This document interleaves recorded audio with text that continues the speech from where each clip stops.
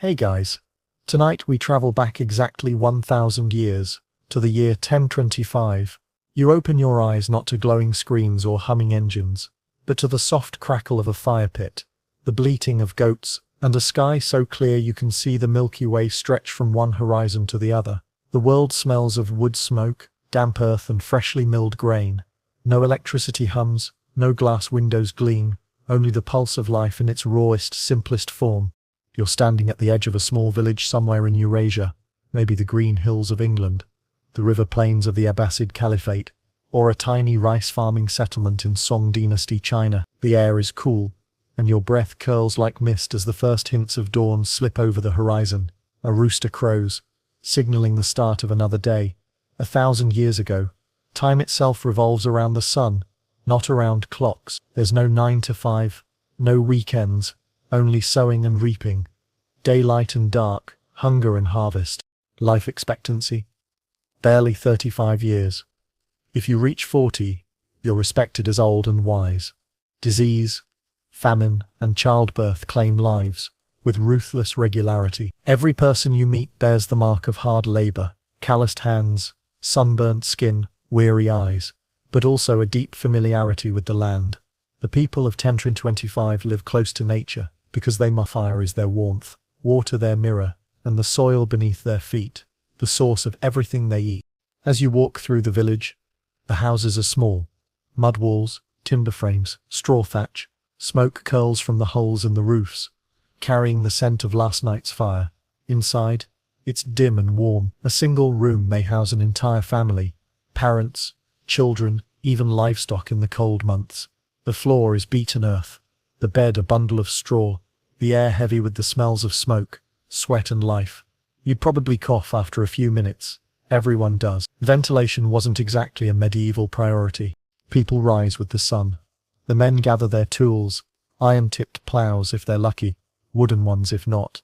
Women begin grinding grain on stone querns, fetching water from the well, milking goats, kneading bread. Children run barefoot through the mud, already tasked with chores like herding, gathering firewood, or shooing away birds from the fields. Childhood, as we think of it, doesn't really exist here. By age 7, you're a small adult with responsibilities. There are no mirrors except polished metal, so people know their faces mostly from reflection in rivers or from others' eyes. No one worries about fashionable skincare or perfect teeth. You've got a few missing molars by your 20s, maybe a scar or two from infections that healed badly. But you wouldn't think of yourself as unattractive. You'd think of yourself as alive, working, surviving. Beauty in 1025 is practicality. Strong hands, good posture, the ability to endure. Around you, the sounds of village life build like an orchestra of necessity. Dogs barking, chickens clucking, blacksmiths hammering metal into horseshoes and nails. In the distance, you can hear bells from a nearby monastery calling monks to pray. Religion isn't a choice. It's the structure of time itself. Every day begins and ends with some ritual acknowledgement of the divine. Whether you're Christian, Muslim, Hindu, Buddhist or following ancestral spirits, to live is to believe. The world is too uncertain not to. The roads, if you can call them that, are mud tracks carved by generations of feet and carts. If you want to travel, you walk. Horses are valuable, donkeys more common, and most people never venture farther than 20 miles from where they were born. The idea of a world map would blow your mind. Your entire universe fits into a few valleys and rivers. For most, abroad means the next market town may be a monastery 2 days' walk away. And yet, beyond the horizon, vast civilizations thrive. Song China with its bustling cities, Fatimid Egypt with its scholars and libraries, the Mayan and Toltec peoples crafting temples in the Americas. You just wouldn't know they exist. News travels slower than you can imagine, weeks, months, sometimes years. The night, when it comes, is truly dark. Without lamps or electricity, the stars are dazzling, more brilliant than any modern person can imagine. You could see thousands of them, shimmering like a silver river across the heavens. But the dark is also terrifying. Wolves prowl at the edges of villages, thieves lurk along forest paths, and spirits, well, people swear they hear them in the wind. Every flicker of a candle feels sacred. Every sound outside could mean danger. Life in 125 is hard, yes, but not joyless. Festivals break the monotony, harvest feasts, religious celebrations, weddings, markets, music fills the air, flutes, drums, lutes, chants, storytellers spin tales by firelight, legends of heroes, saints, or ancient kings. You'd sit, wrapped in furs, listening to a bard or imam or monk speak of faraway lands you'll never see. In a world with so little certainty, stories are how people escape. Technology is simple, but ingenious. In China, water wheels turn mills and paper money is beginning to circulate. In the Islamic world, scholars calculate the stars with astrolabes and preserve the knowledge of Greece and Persia. In Europe, iron tools spread slowly, heavy ploughs make deeper furrows, and windmills appear in the Low Countries. These small changes, quiet revolutions, will one day reshape civilization. But for now, you live in a world powered by animals, wind, and willpower. If you were to look down from the sky, say from a modern airplane that doesn't yet exist, you'd see a patchwork world: farms, forests, river valleys, mountains dotted with tiny settlements. The great cities Cordoba, Baghdad, Constantinople, Kaifeng are jewels amid a sea of wilderness. Between them stretch vast spaces untouched by roads or human hands. The earth 1,000 years ago is still wild, still enormous, still terrifyingly alive. Now imagine lying down at night after a long day of work. Your body aches from labor, your stomach is full of coarse bread and stew, and you fall asleep to the sound of crickets and the occasional barking dog. The stars gleam above, the air is cool, and for a brief moment, all feels peaceful. You have no idea you live in what future people will call the Middle Ages. For you, it's simply life, harsh, beautiful, and unrelenting. And here's the cheeky truth. If you'd been dropped here from our time, you probably wouldn't survive a week. No coffee, no Wi-Fi, no running water, no antibiotics. Just mud, fire, and sheer endurance. But you'd also find something we've lost: a closeness to nature, a dependence on community, a sense of wonder at the simple fact of surviving another day. So tonight, as the embers of your imagined hearth glow and the world of 125 settles into darkness, remember, our ancestors didn't just live, they endured, and every modern comfort you enjoy began as their struggle. You wake before the sun, your breath misting in the cold air of a one-room hut that smells of smoke, straw, and earth. The fire has long since burned out, leaving only a faint red glow among the ashes. You roll from your straw mattress, stretch your stiff legs, and hear the faint cluck of hens outside. Around you, the rest of your family stirs: your spouse, your children, maybe your old mother who mutters prayers in her sleep. No one needs an alarm clock. The rooster, the cold, and necessity do the job. This is the life of a peasant, a farmer, laborer, or shepherd. Like nearly 90% of humanity in the year 1025. You are the backbone of civilization, though no one calls you that. Kings rule, priests bless, soldiers fight, merchants trade. But you and people like you feed them all. You don't own the land you work. It belongs to a local lord, monastery, or wealthy landholder who claims a portion of your crops as rent or tax. The rest must feed your family through the long seasons of toil. You step outside, and dawn is breaking. The mist hugs the fields, and the air is sharp with the scent of wet grass and dung. The world feels quiet but alive. Birdsong, distant barking dogs, the creak of a wooden cart. You walk barefoot to the small wooden fence that marks your field. The soil is dark and heavy. Last night's rain made it soft. You grab your wooden plough, and with your ox straining at the harness, begin to carve the first furrows of the day. The sound is rhythmic. Plough, breath, mud. It's not romantic, it's survival. If you live in Europe, you follow the seasons.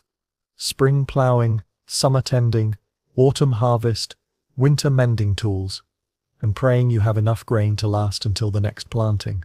In Asia, especially in rice-growing regions, work never ends. Waterlogged paddies demand constant care: planting, weeding, transplanting, harvesting, threshing. You spend half your life ankle-deep in mud. Yet across all continents, the rhythm is the same. The sun dictates when rise, and exhaustion tells you when to rest. There's no concept of leisure. You work until the work is done, or until your body gives out. Still, there are moments of laughter. You talk with neighbors as you hoe the fields. You share gossip about who's courting whom, whose cow got loose, and which nearby village is having a feast. The bonds between peasants are strong. Your survival depends on each other. When someone falls ill, others tend their crops. When someone dies, the whole village mourns. You might not have wealth, but you have community, and in 1025 that's everything. Meals are simple but filling. Breakfast is a crust of bread and watered ale, or milk if you have a cow. Lunch is porridge made from barley or oats. Dinner might be stew, vegetables, maybe a bit of salted meat if fortune smiles. Spices are rare and expensive. You use herbs from the garden for flavor. Sugar, unheard of. Honey is a treat reserved for special days. You eat what you grow, and when the harvest fails, hunger follows swiftly. Famine isn't a far-off tragedy, it's a regular visitor. Inside your hut, everything has purpose. A few rough stools, clay pots blackened from fire, a spinning wheel or loom if you're lucky, a chest with your only change of clothing. Tools hang from the walls, iron sickles, wooden spades, and ropes made from twisted hemp. The floor is dirt, the roof leaks sometimes. It's home. You sleep beside your family under rough blankets made from wool or straw. Privacy doesn't exist, only warmth. Children are part of the workforce almost from the time they can walk. The smallest ones carry sticks to scare birds from crops, gather berries, or fetch water from the stream. By age 10, they're expected to work like adults. School only for the rare few who live near a monastery or mosque willing to teach letters. Most children never learn to read or write. Their education comes from watching their parents' hands, how to tie bundles of wheat, when to sow seeds, how to mend tools. Religion anchors the peasant's day. Bells ring at dawn and dusk.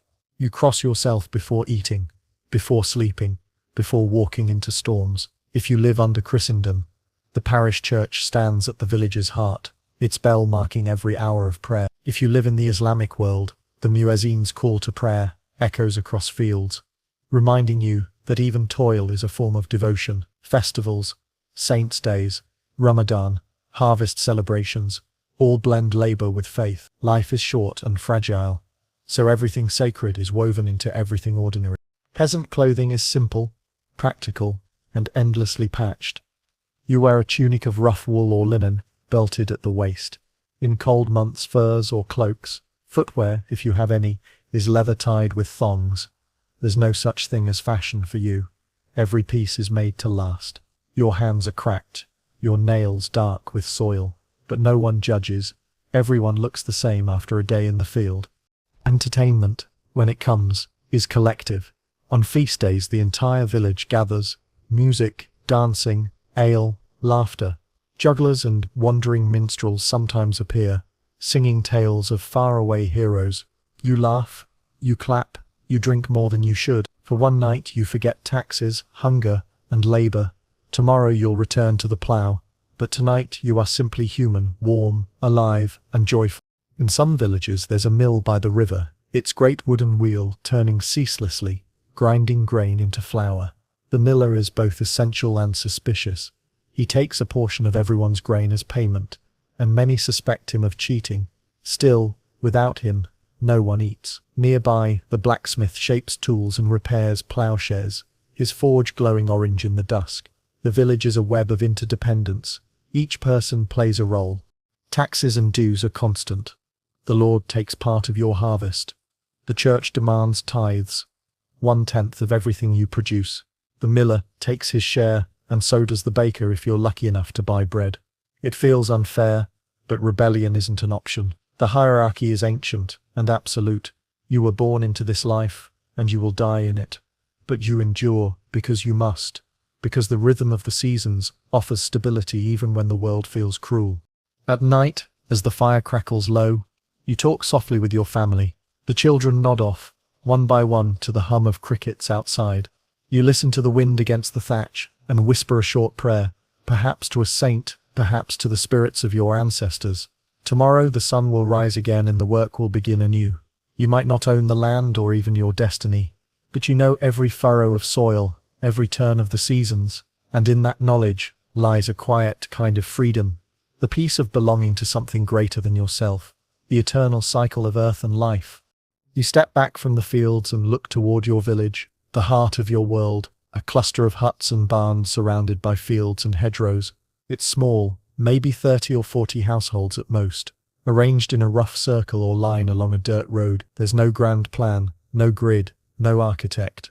The village simply grew where people needed it, close to water, near arable land, within walking distance of pasture. Smoke rises from low roofs, curling lazily into the pale morning sky. Chickens wander freely, dogs bark, and somewhere a blacksmith's hammer strikes metal, ringing like a bell of industry through the still air. Your home, like nearly every other in the year 1025, is humble. It's built from whatever the land provides, wood if you live near forests, mud and thatch if you don't. In colder northern regions, walls are thick logs, chinked with clay. In warmer climates, reeds, mud and straw make do. There's no glass for the windows, just open shutters or animal bladders stretched thin to let in light. The floor is packed dirt, and if you're lucky you've laid down straw or rushes to keep it from turning to mud during the rainy season. Step inside, and the first thing you notice is the smoke. There's no chimney, just a hole in the roof where fumes drift lazily upward. Your eyes sting a little, your throat catches, but you grow used to it. The fire pit in the center of the room is both stove and heater, its embers kept alive day and night. If the fire goes out, relighting it can take hours, so someone always tends it. Around it, everything happens. Meals, mending, storytelling, warmth. The hearth isn't just a feature of the home, it's its heart. Space is precious, and privacy is non-existent. You, your spouse, your children, and perhaps your parents, all share the same single room. At night, everyone sleeps on straw mats or wooden boards covered in blankets of wool. In winter, animals sometimes share the space too, sheep or goats in a corner, providing warmth and protection from thieves. The smell is earthy, alive. If you live in a wetter region, rats and insects are constant companions.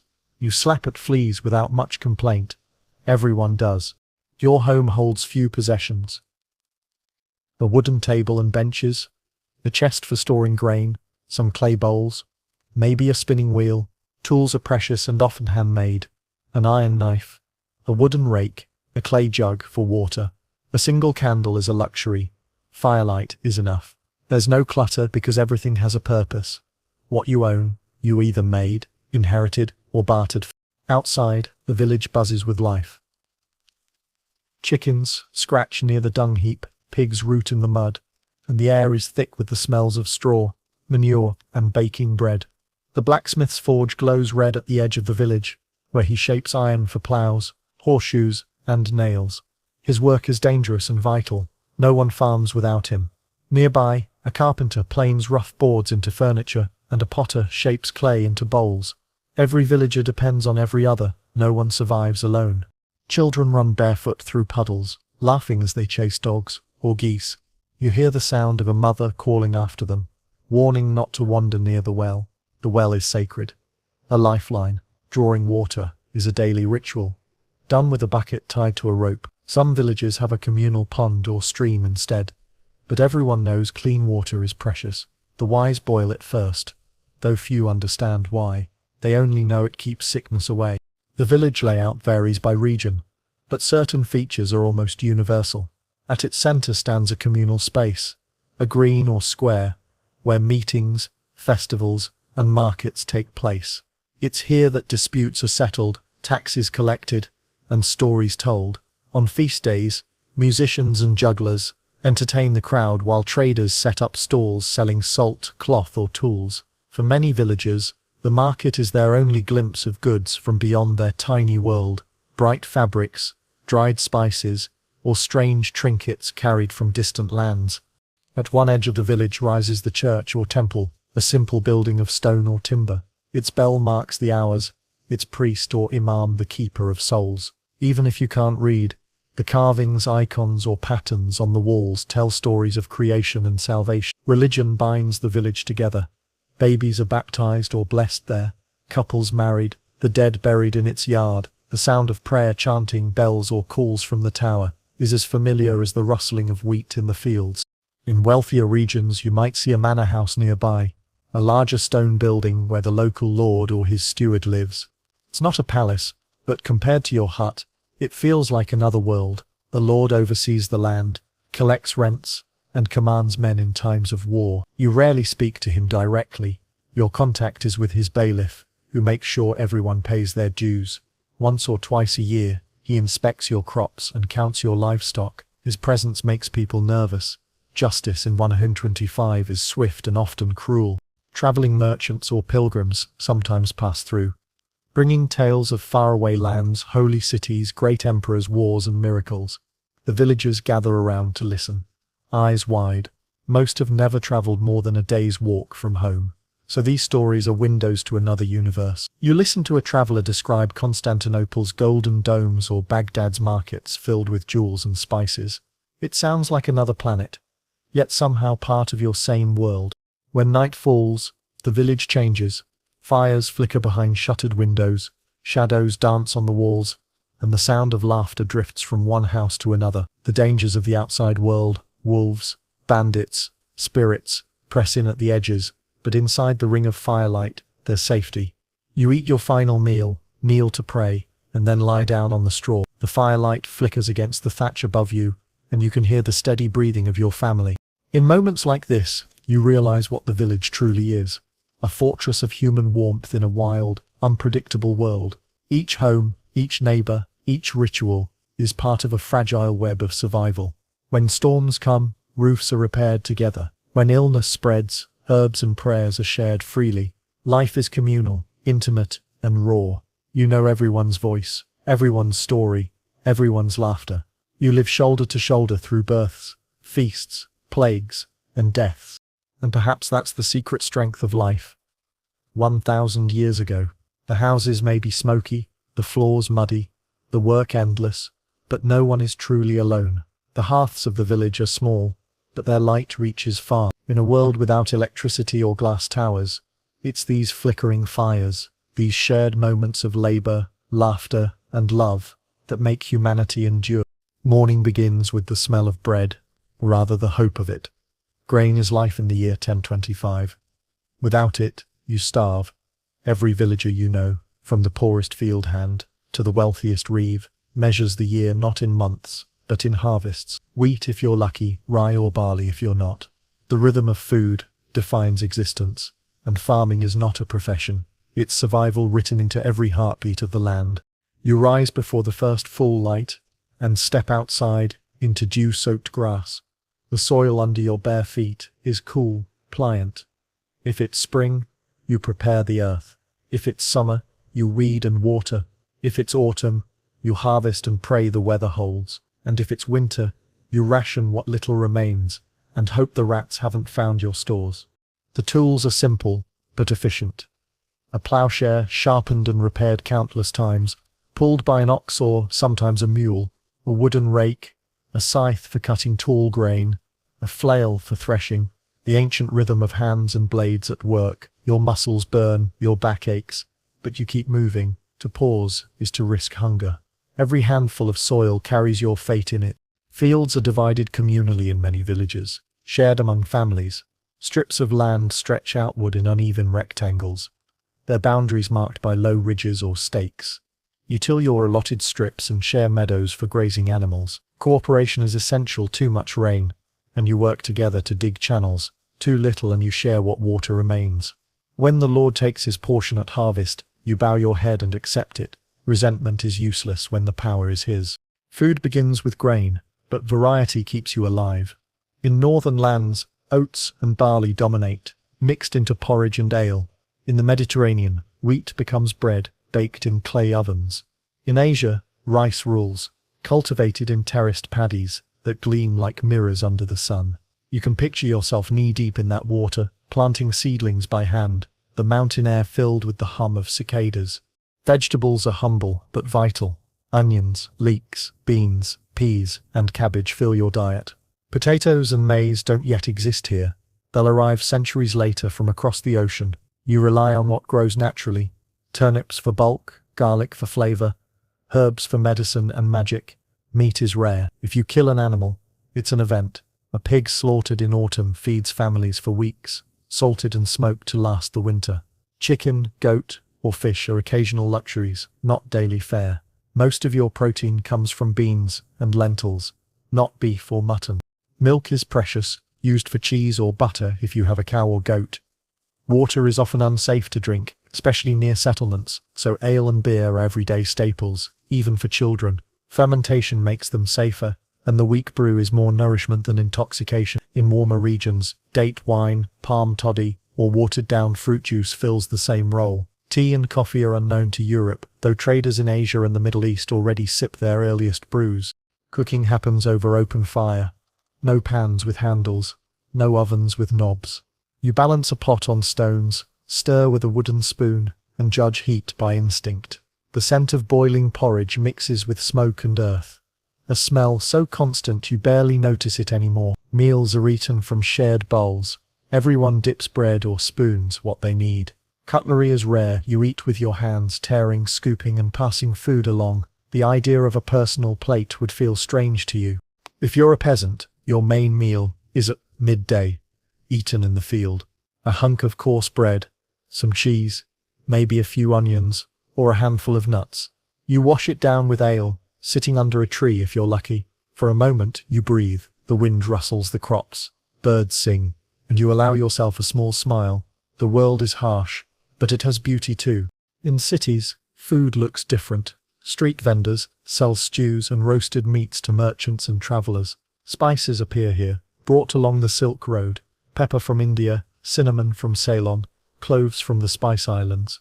Only the rich can afford them, but the smell of a spice market is intoxicating. Warm, sweet, foreign. In Baghdad or Kaifeng, you could taste dishes that would seem like magic to a European farmer. Rice flavored with saffron, lamb simmered with fruit, pastries filled with honey and nuts. For most of the world, though, simplicity is the norm. Preserving food is an art of patience. Salted fish hangs from rafters. Vegetables ferment in clay jars.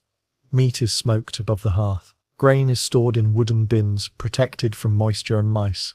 Nothing is wasted, not even bones, which become broth. The fear of running out shapes your every habit.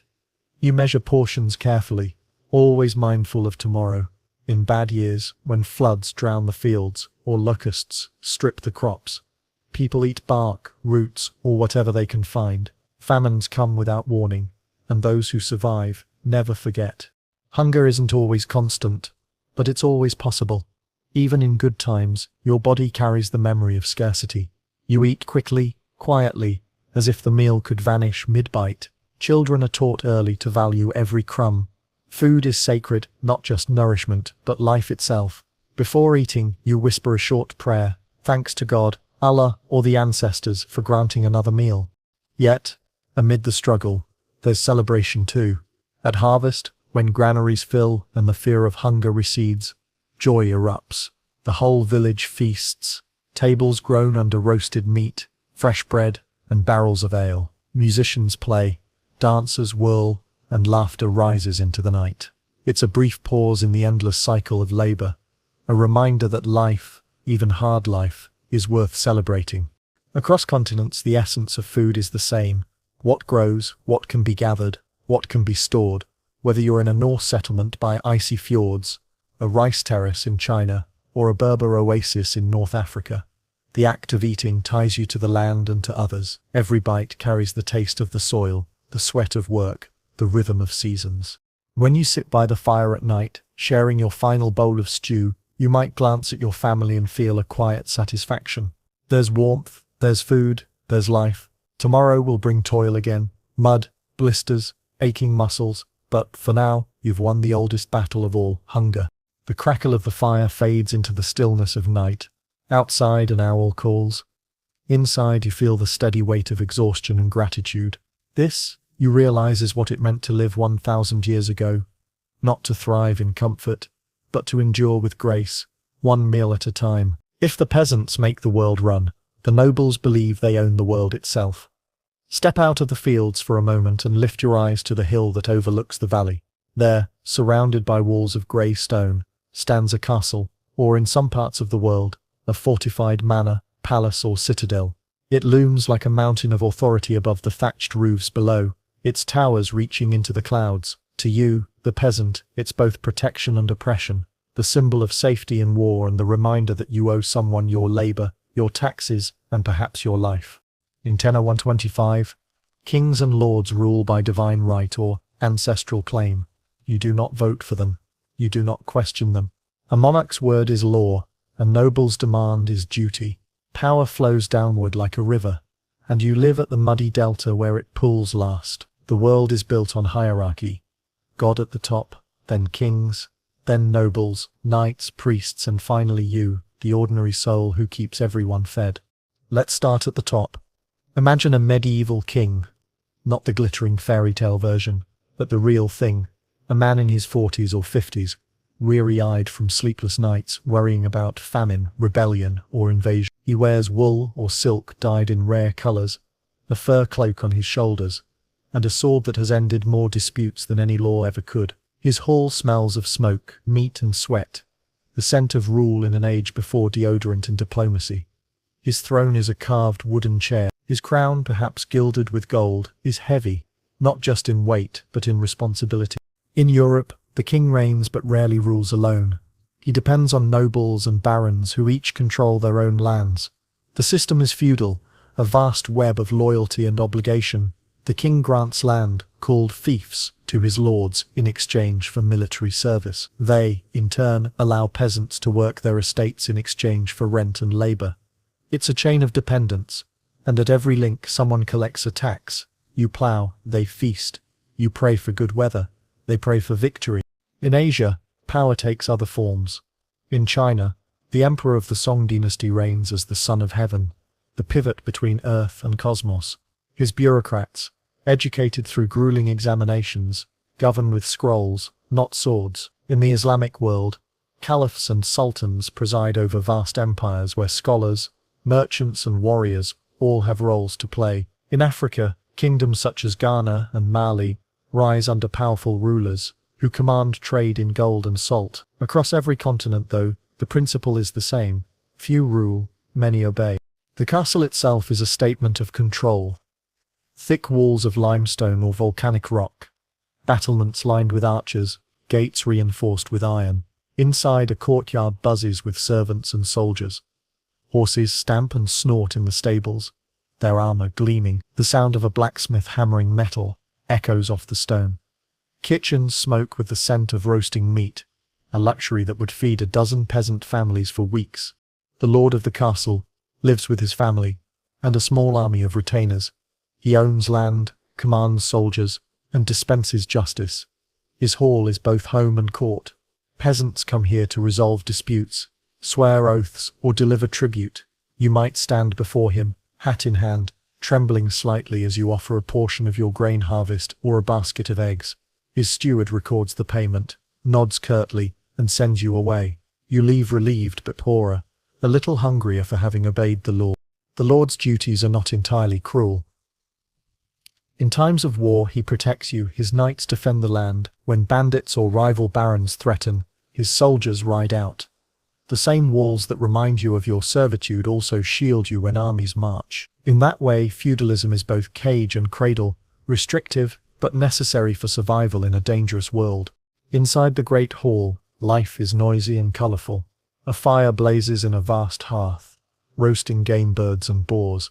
Tapestries hang on the walls, showing hunts, battles, and saints. Minstrels play lutes and sing ballads while dogs nap under the table. Meals are lavish. Venison, bread white as snow, made from sifted flour peasants could never afford, wine from imported vineyards. You eat with your hands, wiping your fingers on bread or the tablecloth. A servant refills your cup before you can ask. It's good to be noble, but even the mighty have fears. Disease doesn't care for rank. A plague can sweep through a castle as easily as a hut. Food supplies fail when the fields flood or dry. Enemies plot and armies rebel. The Lord sleeps lightly, a sword always nearby. His wealth depends entirely on the labor of others, and if those below him falter, so does he. The world beyond his walls is never entirely under control. In one century or another, Vikings raid, Mongols ride, or rival kings burn what they cannot conquer. The castle stands as both fortress and symbol, strength carved into the earth against a world that refuses to stay peaceful. For you, the ordinary person, the castle is both horizon and ceiling. You might visit once or twice a year, when paying rent or offering thanks. You marvel at its height, its coldness, its smell of stone and iron. You imagine what it would be like to live there. Warm, safe, fed, yet you also know you never will. The castle belongs to another world, one built on your back. Still, not all nobles are cruel tyrants. Some are fair, even kind. A few build mills, fund churches, or feed the hungry in lean years. A good lord becomes legend, remembered for generations. A bad one becomes a curse whispered around firesides. In either case, they shape your fate. Power, 1,000 years ago, wears many faces. It might be a king on a throne, a count in a stone hall, or a tribal chief under a canopy of stars. But its language is always the same: loyalty, land, and fear. To disobey is to risk everything. To obey is to survive. As night falls over the castle, the torches burn bright along the walls, their flames dancing in the wind.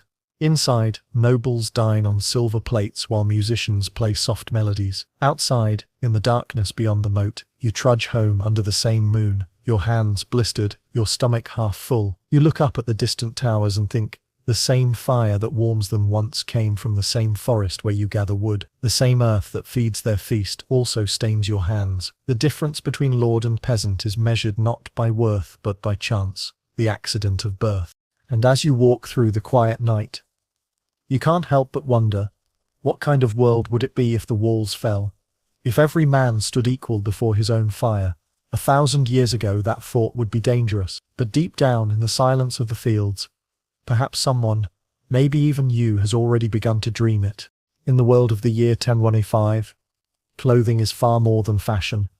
It's identity, labor, and survival woven together by hand. What you wear tells everyone who you are. Your class, your work, your gender, even your faith. A glance at your tunic or veil, your shoes or jewelry, if you have any, instantly reveals your place in the hierarchy of medieval life. And in a world without machines, every thread you wear passes through human hands. You begin the day by dressing in the same few garments you've owned for years. For peasants, clothing is simple, practical, and made from the materials of the land.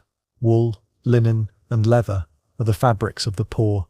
Silk and velvet belong to the powerful. Your shirt or tunic is coarse, often scratchy, woven from undyed wool or homespun flax.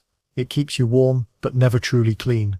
Washing clothes means hauling buckets of water, heating them over fire, scrubbing until your knuckles sting. So like everyone else, you wear each outfit for days at a time until it's truly unbearable. Soap is a luxury. Smell, you could say, is universal. If you live in Northern Europe, your clothing has to battle the cold. You layer tunics, cloaks, and leggings made from thick wool. Hoods and caps protect against rain, while leather boots or sandals shield your feet from the frozen ground. A belt at your waist holds tools, a knife, maybe a small pouch. The colors are earthy browns, greys, and off-whites. Dyes exist, but bright pigments like crimson or royal blue are rare and costly. Only the wealthy can afford clothing that announces itself before they even speak. In warmer lands, North Africa, the Middle East, Southern Europe, linen reigns supreme. It's lighter, cooler, and easier to weave. Men wear long robes or tunics that allow air to flow. Women wrap themselves in veils and gowns that offer protection from sun and sand. The elite adorn their clothing with embroidery, lows, and intricate stitching. A single robe woven from Egyptian cotton or Persian silk could cost more than a peasant's entire house. In the Islamic world, silk is both fashion and symbol, a sign of divine favor and worldly success. In China, it's art. The Song dynasty's weavers produce silk so delicate they shimmer like water, dyed in hues that shift with the light. Each thread is drawn from silkworm cocoons, spun and woven on wooden looms by women whose fingers move with the precision of harp strings. Every stitch of fabric tells a story of labor. In your village, women spin wool into yarn using drop spindles, their hands twisting fiber into thread with rhythmic ease. The spinning never stops while walking, talking, or watching children. They spin. Looms fill small cottages, clattering quietly as cloth grows inch by inch. Dyeing is a messy, smelly business. Vats of fermented plants, crushed minerals, or even ground insects. The rich purple prized by nobles comes from sea snails, the deep red of royal robes from cochineal or madder root. To make one fine cloak might take months of labor and the work of a dozen people. If you are a craftsman, a blacksmith, potter, or carpenter, your clothing is your armor. Thick aprons of leather, sleeves rolled to the elbow, soot smeared on your arms. Your work shapes not just objects, but communities. The blacksmith's hammer is as important as the plow. It mends, creates, defends. His forge glows orange even after sunset, and sparks leap like fireflies into the dark. He makes horseshoes, nails, hinges, blades, all by hand, guided by instinct more than measurement. There are no blueprints, no factories, only skill passed down from master to apprentice. Next door, a tanner scrapes hides in a pit of foul-smelling water, turning animal skin into usable leather. The stench is legendary, strong enough to clear a street, but the work is essential. Leather becomes belts, shoes, bags, armor. The cobbler sews those hides into boots, sturdy enough for travel. The potter turns clay on a wheel, shaping jugs and bowls that feed the entire village. The carpenter builds carts, doors and wheels. Together these crafts sustain daily life, each person's skill interlocking like gears in a human machine. In the cities, guilds are beginning to form, early versions of unions that protect craftsmen's rights and standards. A guild seal stamped on your product tells buyers it's worth their coin. Apprenticeship is the path to mastery. You start young, maybe at 10 or 12, sleeping under your master's roof, working long hours for years.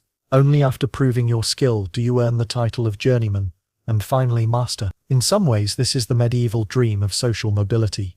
You can't become a noble, but you can earn respect through craft. For women, craft is both duty and artistry. They weave, spin, sew, bake, brew, and heal. They make candles, soap, and linen from flax plants they themselves tend. In monasteries, nuns illuminate manuscripts, their delicate brushstrokes adding gold leaf to sacred texts. In markets, women sell pottery, herbs, or bread. Their labor sustains families and economies, though history rarely records their names. Clothing also divides the sacred from the ordinary. Monks wear coarse habits of undyed wool, symbols of humility. Priests wear robes, embroidered with gold thread. Soldiers wear chainmail, glinting like fish scales under the sun. Knights' armor, expensive and heavy, transforms them into walking fortresses, each plate hammered by a smith's patient hands. Even beggars have their uniforms, rags that mark their poverty as clearly as a crown marks a king. Jewelry, for those who can afford it, is both decoration and declaration. Rings show wealth, brooches display family crests, and amulets protect against evil. In some places, people wear charms with prayers or verses engraved on them. In others, small bones or stones believed to hold power. A merchant's wife might wear silver earrings from Byzantium, while a Viking woman in the far north threads glass beads from Arabia onto her necklace. Even across vast distances, the language of beauty is shared. But the most extraordinary thing about clothing and craft 1,000 years ago is that they connect people to the earth. Every fabric begins as a living thing, flax, sheep, silk, or hide. Every tool bears the mark of fire, water, or wood. When you wear your tunic or carry your pot, you carry the land itself. There is no separation between nature and creation. Everything is part of the same cycle. At the end of the day, as the sky darkens and you sit by your small fire, you might glance at the calluses on your hands and the stains on your clothes. They tell the truth of your life, more honestly than any chronicle or record could. You are what you make, and what you make endures. The wool you spin today might clothe a child yet unborn. The blade you forge might defend a stranger you'll never meet. And somewhere far away, in a royal court or temple, a noble draped in silk runs their fingers over the fabric, unaware that its thread once passed through hands like yours. That in the quiet rhythm of spinning and weaving, the world itself was stitched together. The world of the year 10125 may seem isolated when you stand in a small village surrounded by fields and forests. But if you could zoom out, you'd see something extraordinary. Thin, winding threads of movement stretching across continents, dirt roads, caravan routes, riverways and sea lanes, arteries through which goods, ideas and even diseases flow. You might never travel far yourself, but every tool, coin, and rumor that reaches your hands carries traces of someone else's journey. This is the story of trade and travel, of those restless few who wander so that everyone else can live. Imagine the open road. It's not a smooth highway, but a narrow path carved by feet, hooves, and wooden wheels. There's no signpost, no milestone, just memory and instinct. In Europe, trade routes connect towns like veins, bringing salt from the mines of Germany, wool from England, wine from France, and olive oil from the Mediterranean. The merchant's cart creaks under its load, drawn by horses or oxen. He carries not only goods but danger, bandits, broken axles, floods, and war can turn profit into ruin in a heartbeat. To travel far is to gamble with your life. Farther east, the roads widen into true arteries of civilization. In the Islamic world, trade flourishes under the stability of caliphates and sultanates. Caravans move like miniature armies across the deserts of Arabia and the savannas of Africa, loaded with silk, spices, ivory, and gold. You can picture the scene: long lines of camels plodding across the dunes, bells tinkling softly, drivers wrapped in cloth against the sun. The air smells of dust and dates, and the horizon shimmers with heat. Every night fires spark in the darkness, as merchants rest and pray beneath endless stars. To the north, Viking longships glide through icy waters, sleek and deadly, their traders as much as raiders, carrying furs, amber, honey, and slaves from the Baltic to Constantinople. The Norse seafarers know no fear of the unknown. Their oars churn rivers and seas from Greenland to Baghdad. Their trade routes stretch farther than most kings' domains, and their wooden hulls have touched coasts that mapmakers won't name for centuries. And beyond even that lies the greatest highway of them all, the Silk Road. It's not one road, but a vast network of paths, linking China, India, Persia, the Middle East, and Europe. Silk and porcelain flow west. Horses, glass, and precious metals flow east. Along the way, languages mingle, religions spread, and travelers tell stories that change the world. A single bolt of silk might pass through a dozen hands, each leaving a mark. Merchants, nomads, monks, thieves. By the time it reaches the market stalls of Constantinople, it carries not just fabric, but the memory of deserts, mountains, and empires. Water is the other highway. Rivers are the lifelines of trade. The Nile, the Ganges, the Yangtze, the Danube. Each hums with boats laden with goods. Sailors shout commands, poles splash, and the air is filled with the scent of tar, fish, and grain. Even the open sea is alive with traffic. Arab dhows crisscross the Indian Ocean, their triangular sails catching the monsoon winds. Chinese junks, enormous and intricate, sail from Guangzhou to Southeast Asia, bringing ceramics, silk, and tea. In the Mediterranean, Byzantine ships carry oil, wine, and pilgrims. Every port smells of salt, sweat, and money. For most people, travel is a distant dream. Peasants rarely leave their home villages, and those who do, messengers, monks, soldiers, return with tales of wonders that seem half myth. But a few bold souls defy the boundaries of their birth. Pilgrims travel to holy sites, Christians to Jerusalem or Santiago, Muslims to Mecca, Hindus to the Ganges. Each step is both devotion and danger. You sleep under the open sky, eat whatever strangers offer, and risk thieves, storms, or worse. But faith drives you forward. To complete a pilgrimage is to touch the divine. Merchants are the lifeblood of these routes. They are not warriors or nobles, but they wield quiet power. A rich merchant can influence lords and kings, supplying them with luxuries, perfume, silk, spices, jewels that define prestige. They know languages, currencies, and customs. They can haggle in Cairo, pray in Damascus, dine in Venice, and sail from Aden. They are the middlemen of civilization, weaving connections between worlds that otherwise would never meet. And yet, trade is not just about wealth, it's about exchange in every form of ideas, stories, and discoveries. The numbers you count with today, for example, came along these routes. Arabic numerals, themselves born from Indian mathematics, spreading westward through merchants and scholars. Paper and gunpowder, invented in China, are already on their slow journey toward Europe. In return, Europe sends glass, wool, and faith. Christianity itself travels with merchants and crusaders alike. Every good traded tells a story. Salt, for instance, is so valuable that Roman soldiers once received it as pay, hence the word salary. Spices like pepper and cinnamon are worth more than gold, used to preserve food or disguise the taste of decay. Silk is not just fabric, it's status, currency, and temptation. When a noble woman in France wears a silk veil, she's wrapped in the labor of Chinese silkworms, Persian dyers, and Arab traders. Globalization, in its earliest form, is already alive in 125, one camel at a time. But travel has a darker side. Along these same routes move armies and diseases. The slave trade is thriving. Captives from wars or raids are marched across deserts or packed into ships, sold in markets from Africa to Asia to Europe. Human lives, too, are commodities, and with them travel the unseen passengers of the ancient world, fleas, rats, microbes, that will one day unleash the Black Death upon millions. For now, though, trade is the pulse of life. Markets fill with color and noise. Vendors shouting prices, coins clinking, the smell of spices and sweat mixing in the heat. In a port city you might hear 10 languages in a single afternoon. Greek sailors cursing at dockhands, Persian traders praising God, African drummers playing rhythms that draw a crowd. The marketplace is the beating heart of the human story, a place where strangers become neighbors and distant worlds briefly touch. Imagine standing there, a traveler yourself. You taste dried figs from Egypt, admire blue-glazed pottery from Persia, and run your hands over wool cloaks from the north.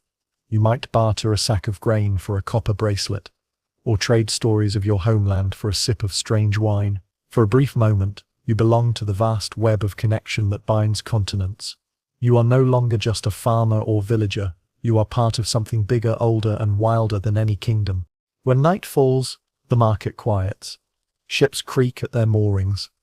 Camels kneel in the sand, fires glow among the tents of the caravan. The wind carries the mingled scents of smoke and cardamom, the murmur of distant voices, the sigh of travelers dreaming of home. Trade and travel, 1,000 years ago, are acts of courage. To step beyond your village is to face hunger, thirst, and the unknown. But for those who do, the rewards are immense. Not just gold, but knowledge, stories, and the realization that the world is vast, varied, and alive. Every traveler has thought since the dawn of time. The world is dangerous, but it is beautiful. In the year 1025, the world is a mystery wrapped in faith. Every sunrise, every storm, every sickness and birth is seen through a lens of belief. There are no microscopes, no satellites, no explanations that strip magic from meaning. Only the conviction that behind every force of nature stands something greater. Gods, spirits, saints, angels, demons. You don't just live in your world, you live through it, guided by prayers, omens, and rituals that give shape to the chaos. When you wake, your first act is devotion. Maybe you cross yourself, or whisper Bismillah, or burn incense to your ancestors. The act depends on where you live, but the purpose is the same: to greet the invisible powers that govern your fate. To live without faith would be unthinkable, almost dangerous. People who deny the divine are pitied at best, and feared at worst. The unknown is too vast, the dangers too constant for disbelief to feel safe. In Christian Europe, church bells rule the rhythm of your day. They ring for prayer, for work, for meals, for death. You attend Mass in a small stone chapel, with walls damp from centuries of breath and candle smoke. The air smells of beeswax and incense. Light filters through tiny windows, painting halos across the faces of wooden saints. The priest chants in Latin, a language you don't understand, but you don't need to. You feel the weight of the ritual, the promise that if you confess, kneel, and obey, your soul will be safe when your body returns to the soil. Religion is not only about salvation, it's about community. Baptisms, weddings, funerals, all unfold in the same sacred space. You learn the stories of your faith not from books, but from carvings, songs, and stained glass. The illiterate world teaches through image. You can point to the wall and tell a child who Adam and Eve are, who Noah was, and why the rainbow means hope. In the Islamic world, the call to prayer echoes across cities and deserts, anchoring time itself. The sound of the Adhan, Allahu Akbar, rises from minarets 5 times a day, reminding everyone that life bends around worship. Mosques fill with rows of bowed figures, the air cool and still. The Quran, recited in melodious Arabic, flows like music. Its words are beauty and command at once. Scholars debate its meanings, poets adorn its language, and merchants pause their trade to wash and pray. Faith here is not just belief, it's architecture, art, law, and heartbeat.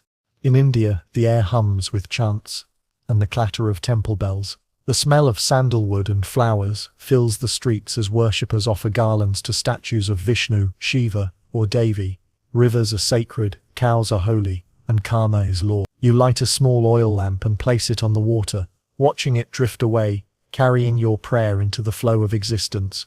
Every act, even the smallest, feels tied to something cosmic, an infinite cycle of birth, death, and rebirth that dwarfs human ambition. In China, temples of Confucian order and Buddhist calm coexist. Scholars quote the Analects to teach virtue, while monks chant sutras that echo softly through mountain monasteries. Incense coils hang in the air like halos of smoke. You might bow to your ancestors' tablets each morning, believing their spirits still watch and guide you.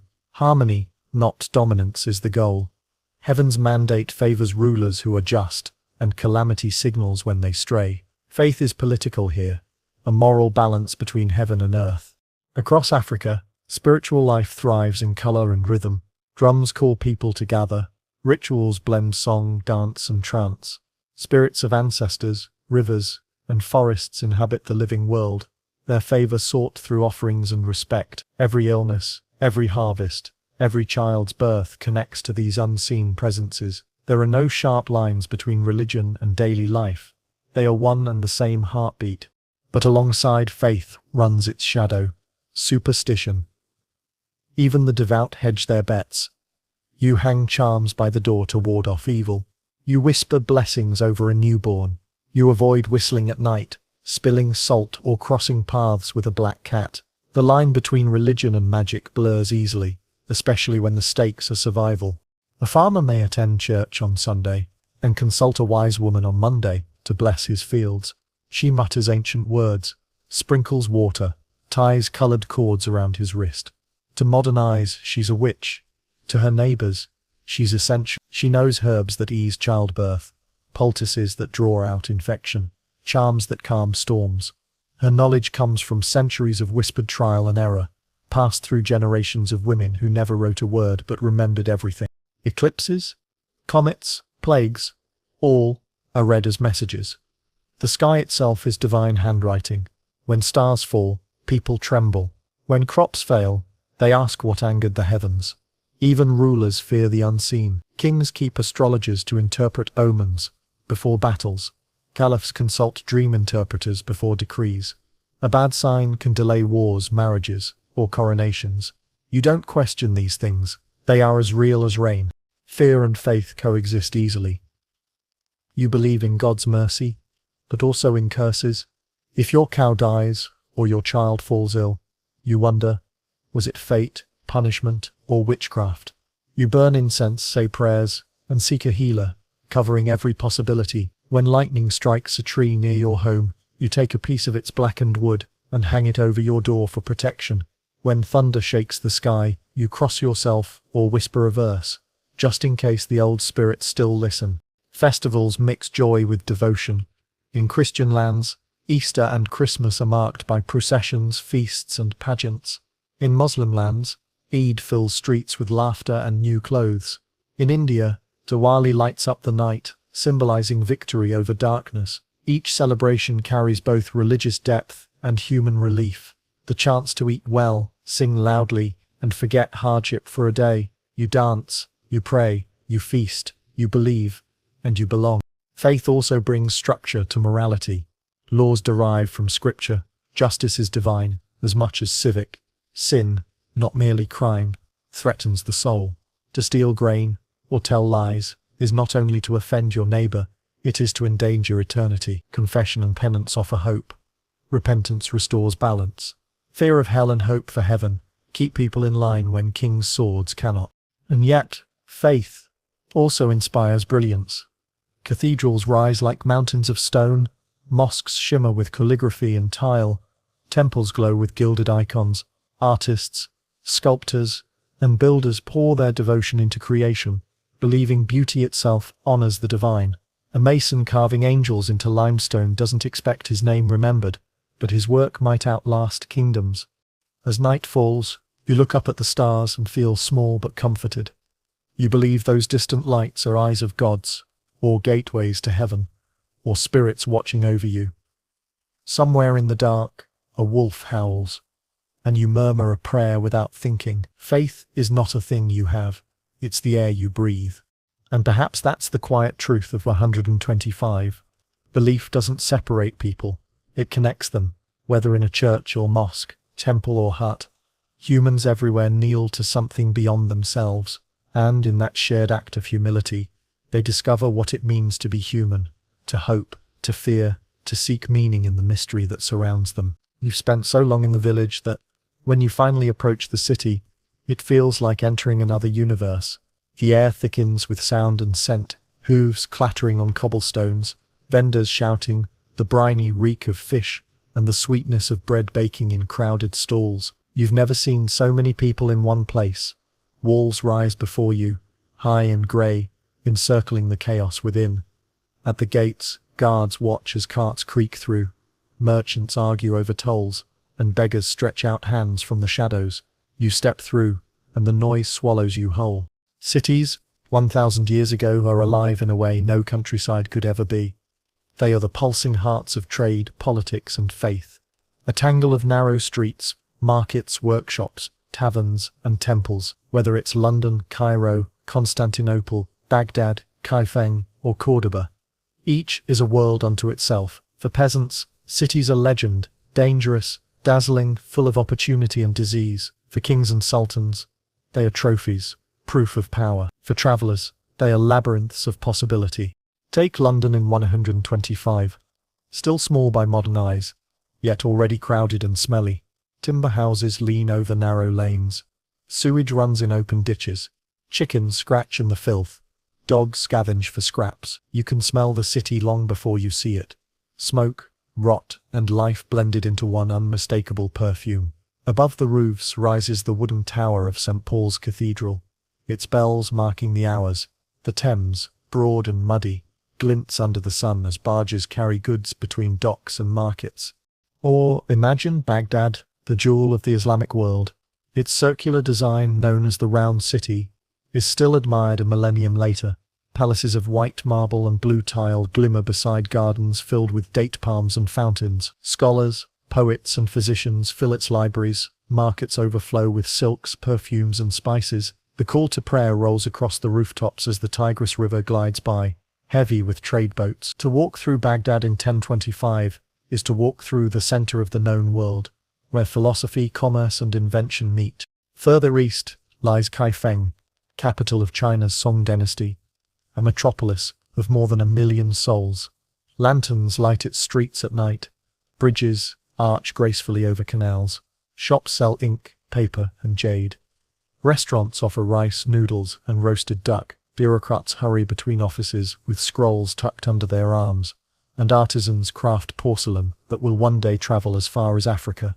You can find entire districts devoted to tea houses, booksellers, and entertainers. If London is a mud-scented town, Kaifeng is a vision of the future.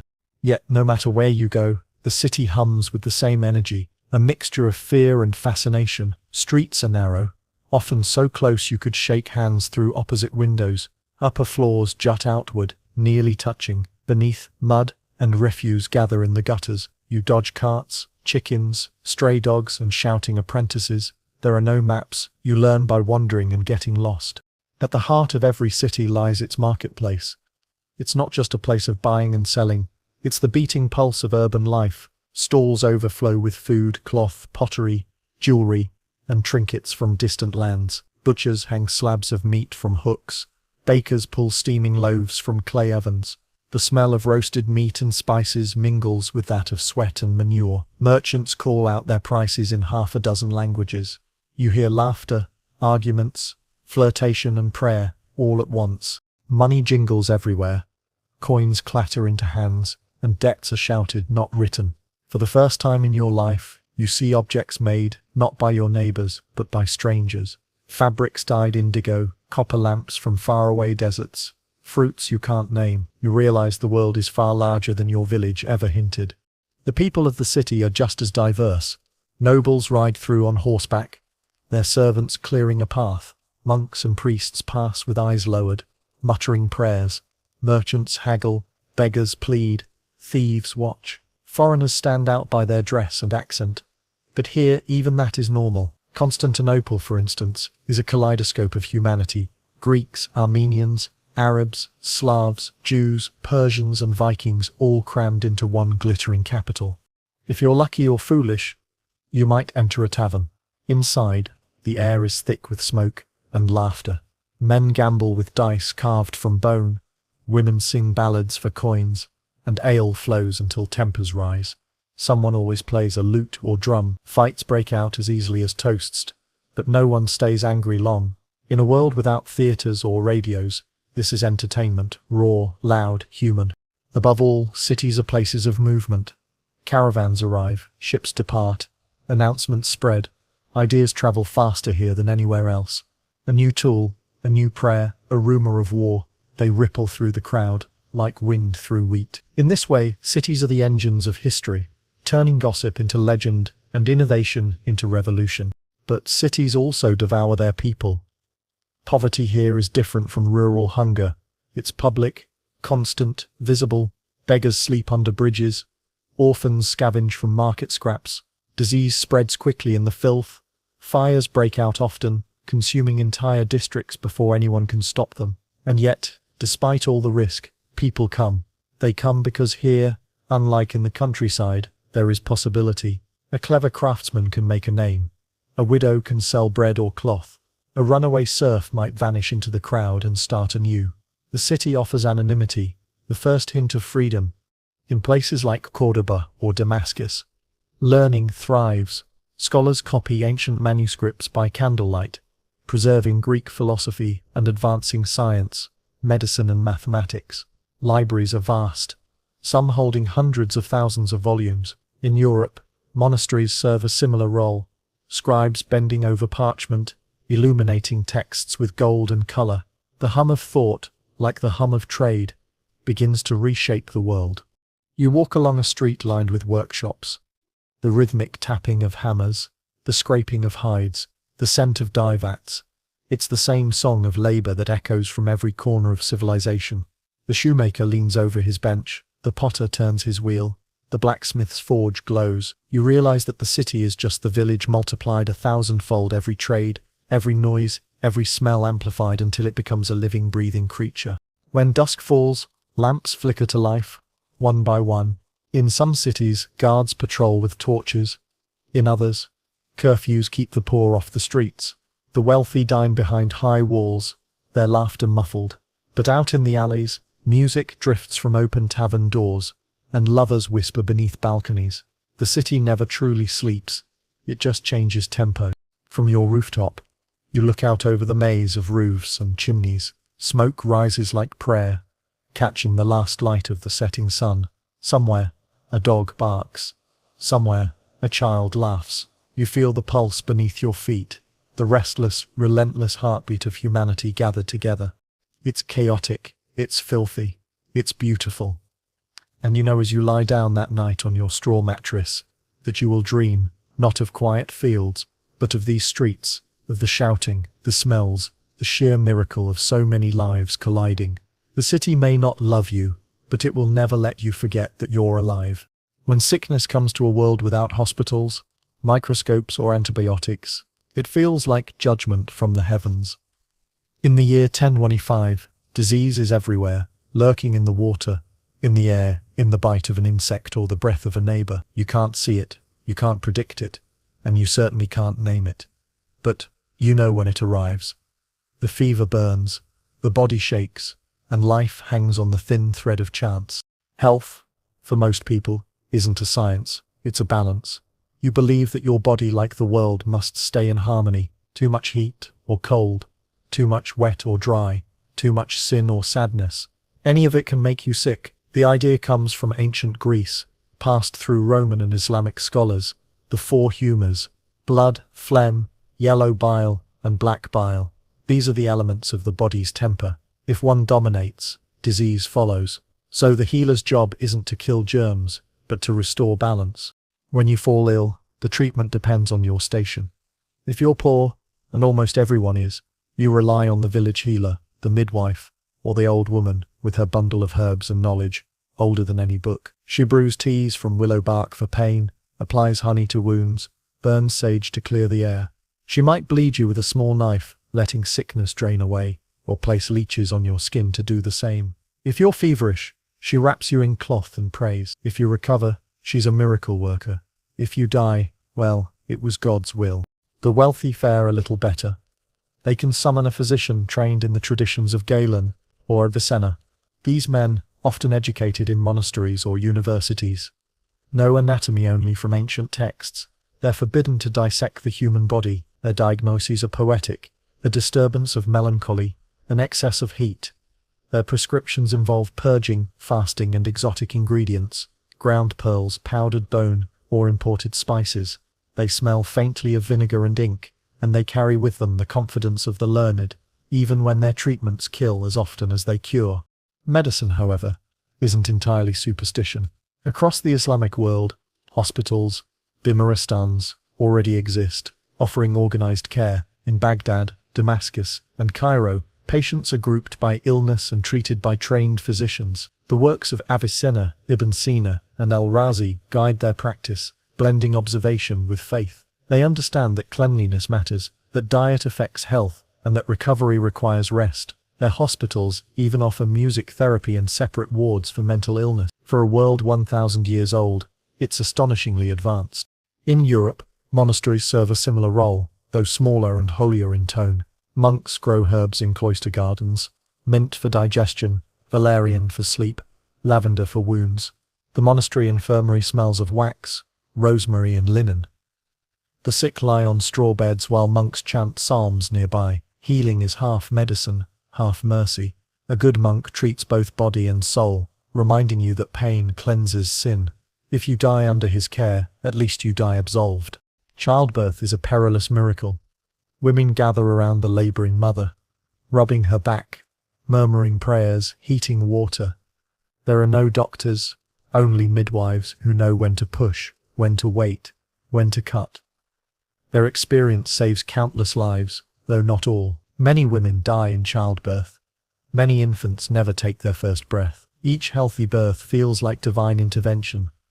You thank God, the saints, or the spirits, depending on your faith, and you wrap the child in linen that smells faintly of smoke and milk.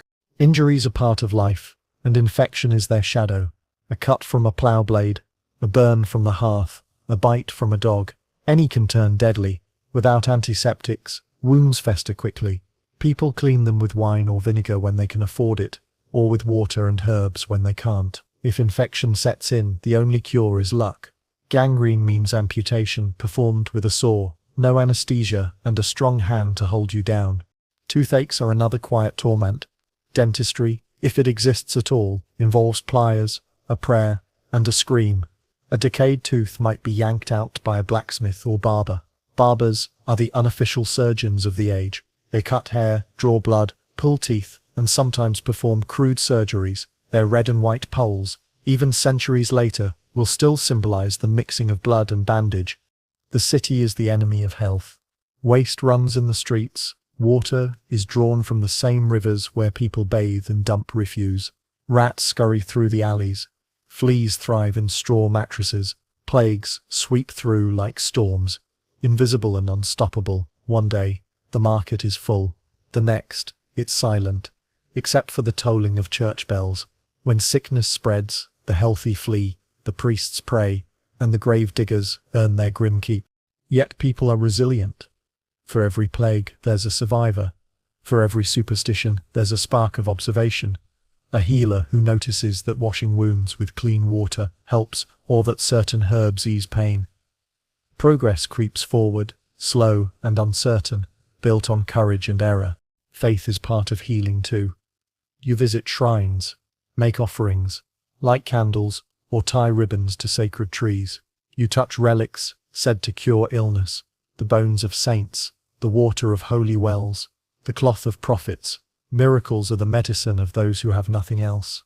And when death finally comes, as it so often does, it's met, not with disbelief, but acceptance. You've always known that life is brief. Still, amid all this pain, there are moments of kindness.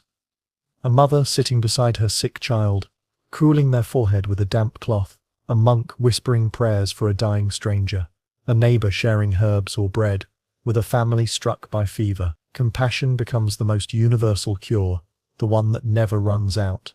When you think of medicine 1,000 years ago, it's easy to imagine only the ignorance, but beneath it all, there's a deep human instinct to care, to soothe, to hope. The same instinct that drives today's doctors once drove a peasant woman to mix honey and herbs, believing she could save her child. At night, the fire burns low, and you cough softly, wrapping yourself in wool.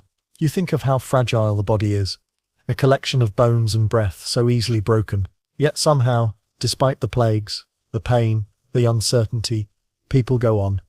They plant, they build, they sing, they laugh. Life insists on continuing, even when the odds are cruel. And maybe that's the truest medicine of all. The quiet, stubborn will to live, to keep breathing under the weight of the unknown. To wake each morning and whisper the same small prayer, "Let me see another dawn." The world of the year 1025 may look peaceful from the distance of centuries, but up close, it's carved by war. Behind every quiet village and grand cathedral lies a history of conflict. Fields trampled by armies, walls scarred by siege, rivers turned red. You live in an age when peace is only the pause between battles. Kings rise and fall by the sword, borders shift like the wind. Even ordinary people who want nothing more than a full stomach and a dry roof feel the tremors of every war waged by men who call themselves noble. For most, war begins, not with drums, but with rumors. Word spreads through markets and taverns. Someone insulted someone else. A treaty broke, a tax was denied. The reasons are always grand. Honor, faith, destiny. But underneath, they're simple. Greed, land, power. One morning, riders pass through your village, banners snapping in the wind, calling for soldiers. The Lord has raised a levy. Every able-bodied man must serve, bringing his own knife or pitchfork if no sword is available. You don't have a choice. The world is built on obedience, and refusal means punishment or death. You pack what little you have, bread, dried meat, a blanket, and leave your family at the door of your hut. Your children stare silently as you walk away. No one says be safe, because no one expects safety. The road fills with others like you. Farmers turned foot soldiers, some laughing to hide their fear, others quiet, eyes hard with resignation. The army you join is a ragged machine. There are no uniforms, no neat ranks, just men with weapons, marching under the Lord's banner.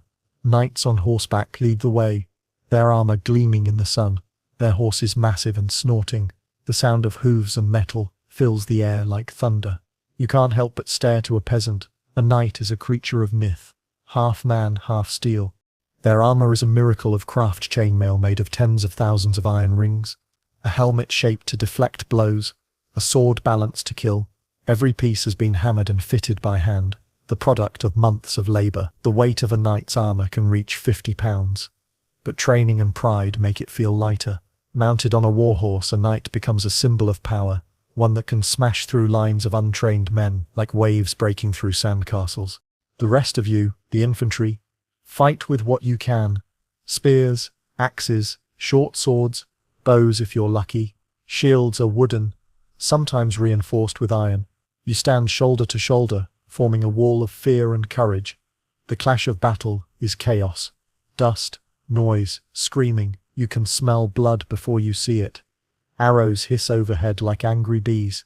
You swing, block, stumble, survive by instinct alone. When the battle ends, victory feels almost irrelevant. The field is littered with the dead and dying. Some groan softly, reaching for water that never comes. Others are silent. Faces turn to the sky. You look down at your hands, trembling, sticky with sweat, and something darker. You're alive, and that feels both blessing and burden.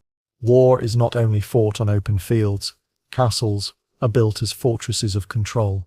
A siege can last months, even years. Armies surround a castle, cutting off food and water, waiting for starvation to do their work. Defenders hurl stones, pour boiling oil, and pray for relief. The smell inside a besieged city, smoke, rot, and despair is one that never leaves the survivors. If you're part of the attacking force, your world becomes mud and misery. You dig trenches, build wooden towers, and live on hard bread and thin soup. Disease kills more soldiers than blades do. Lice infest your clothes.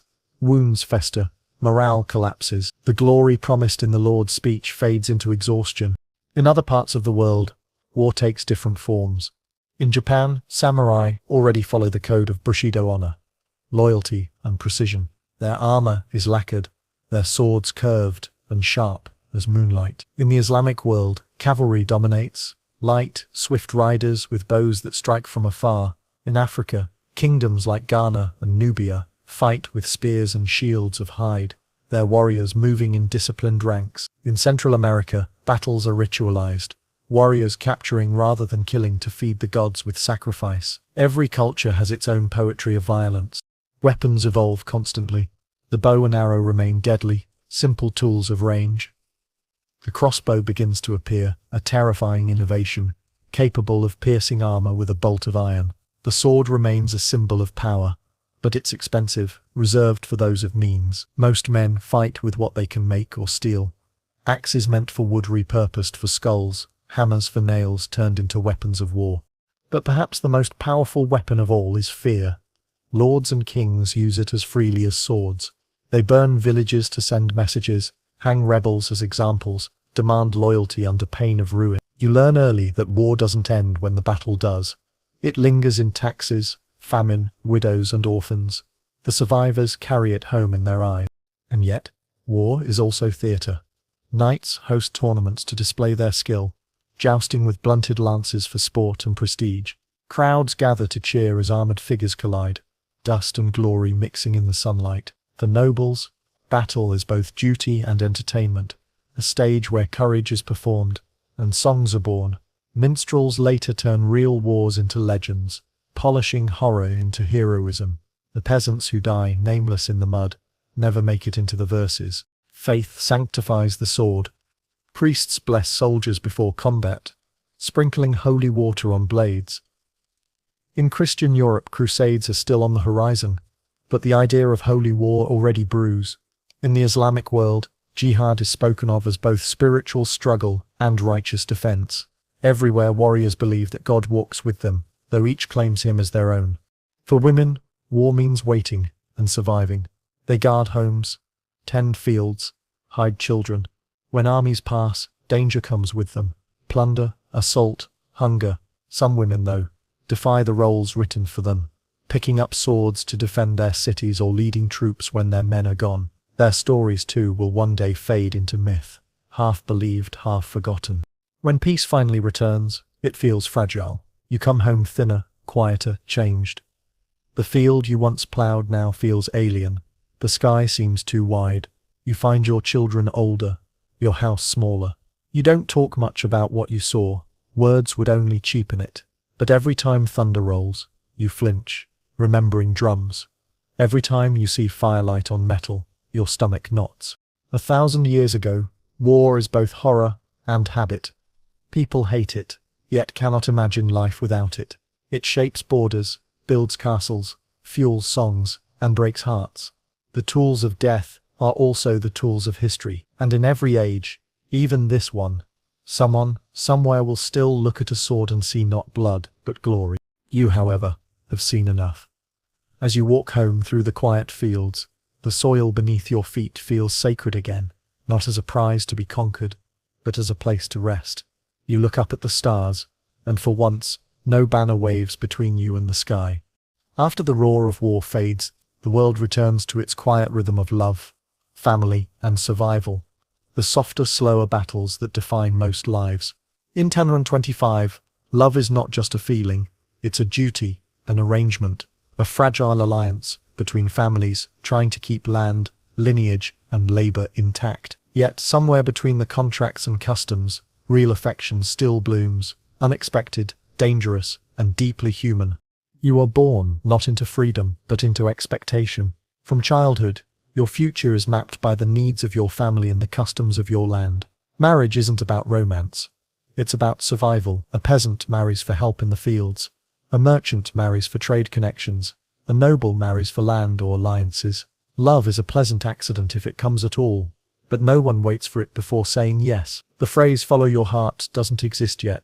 It would sound almost irresponsible. In the countryside, marriage is practical. You meet your partner at the village well, or during harvest festivals, often someone you've known since childhood. The courtship is brief: a glance, a conversation, a shared dance if there's a feast. Parents discuss dowries, what land, animals, or coins each family can offer. The church blesses the union, but the community enforces it. A wedding is both celebration and contract, witnessed by everyone who matters. The ceremony itself is simple but joyful. You stand before the priest, exchange vows, and share bread and ale. The villagers cheer, music plays, and someone probably drinks too much. The bride wears her best dress, perhaps adorned with flowers. The groom looks freshly scrubbed and slightly terrified. There's dancing, laughter, and a feast that feels extravagant compared to ordinary meals. For one night, even the poorest feel rich. Then the real work begins. A husband and wife share everything: labor, hunger, hope. By sunrise, you're both back in the fields, or tending animals. Romance lives quietly here, in the way your partner saves you the softest piece of bread, or hums while working beside you. There's little privacy, but plenty of companionship. You grow older together, your hands rough and your backs bent, but your lives woven so tightly that neither can imagine the world without the other. Children arrive early and often. Without them there's no future. Infant mortality is brutal. Many babies die before their first year, and mothers risk their lives with every birth. Those who survive become your helpers, your legacy, your old age insurance. By 5 they fetch water and firewood. By 10 they work the fields or learn a craft. Childhood is short, but laughter still fills it. Children chase chickens, skip stones, and invent games from sticks and stones. In the evenings, families gather by the hearth, telling stories or singing softly. For nobles, love is even more complicated. A noble marriage is rarely about affection. It's about politics. Families trade daughters the way merchants trade ships. A count's son might marry a duke's daughter to secure peace between rival lands.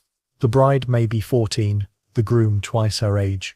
The wedding is grand, the feast endless, the expectations immense. Behind every smile, there's calculation. But nobles are still human.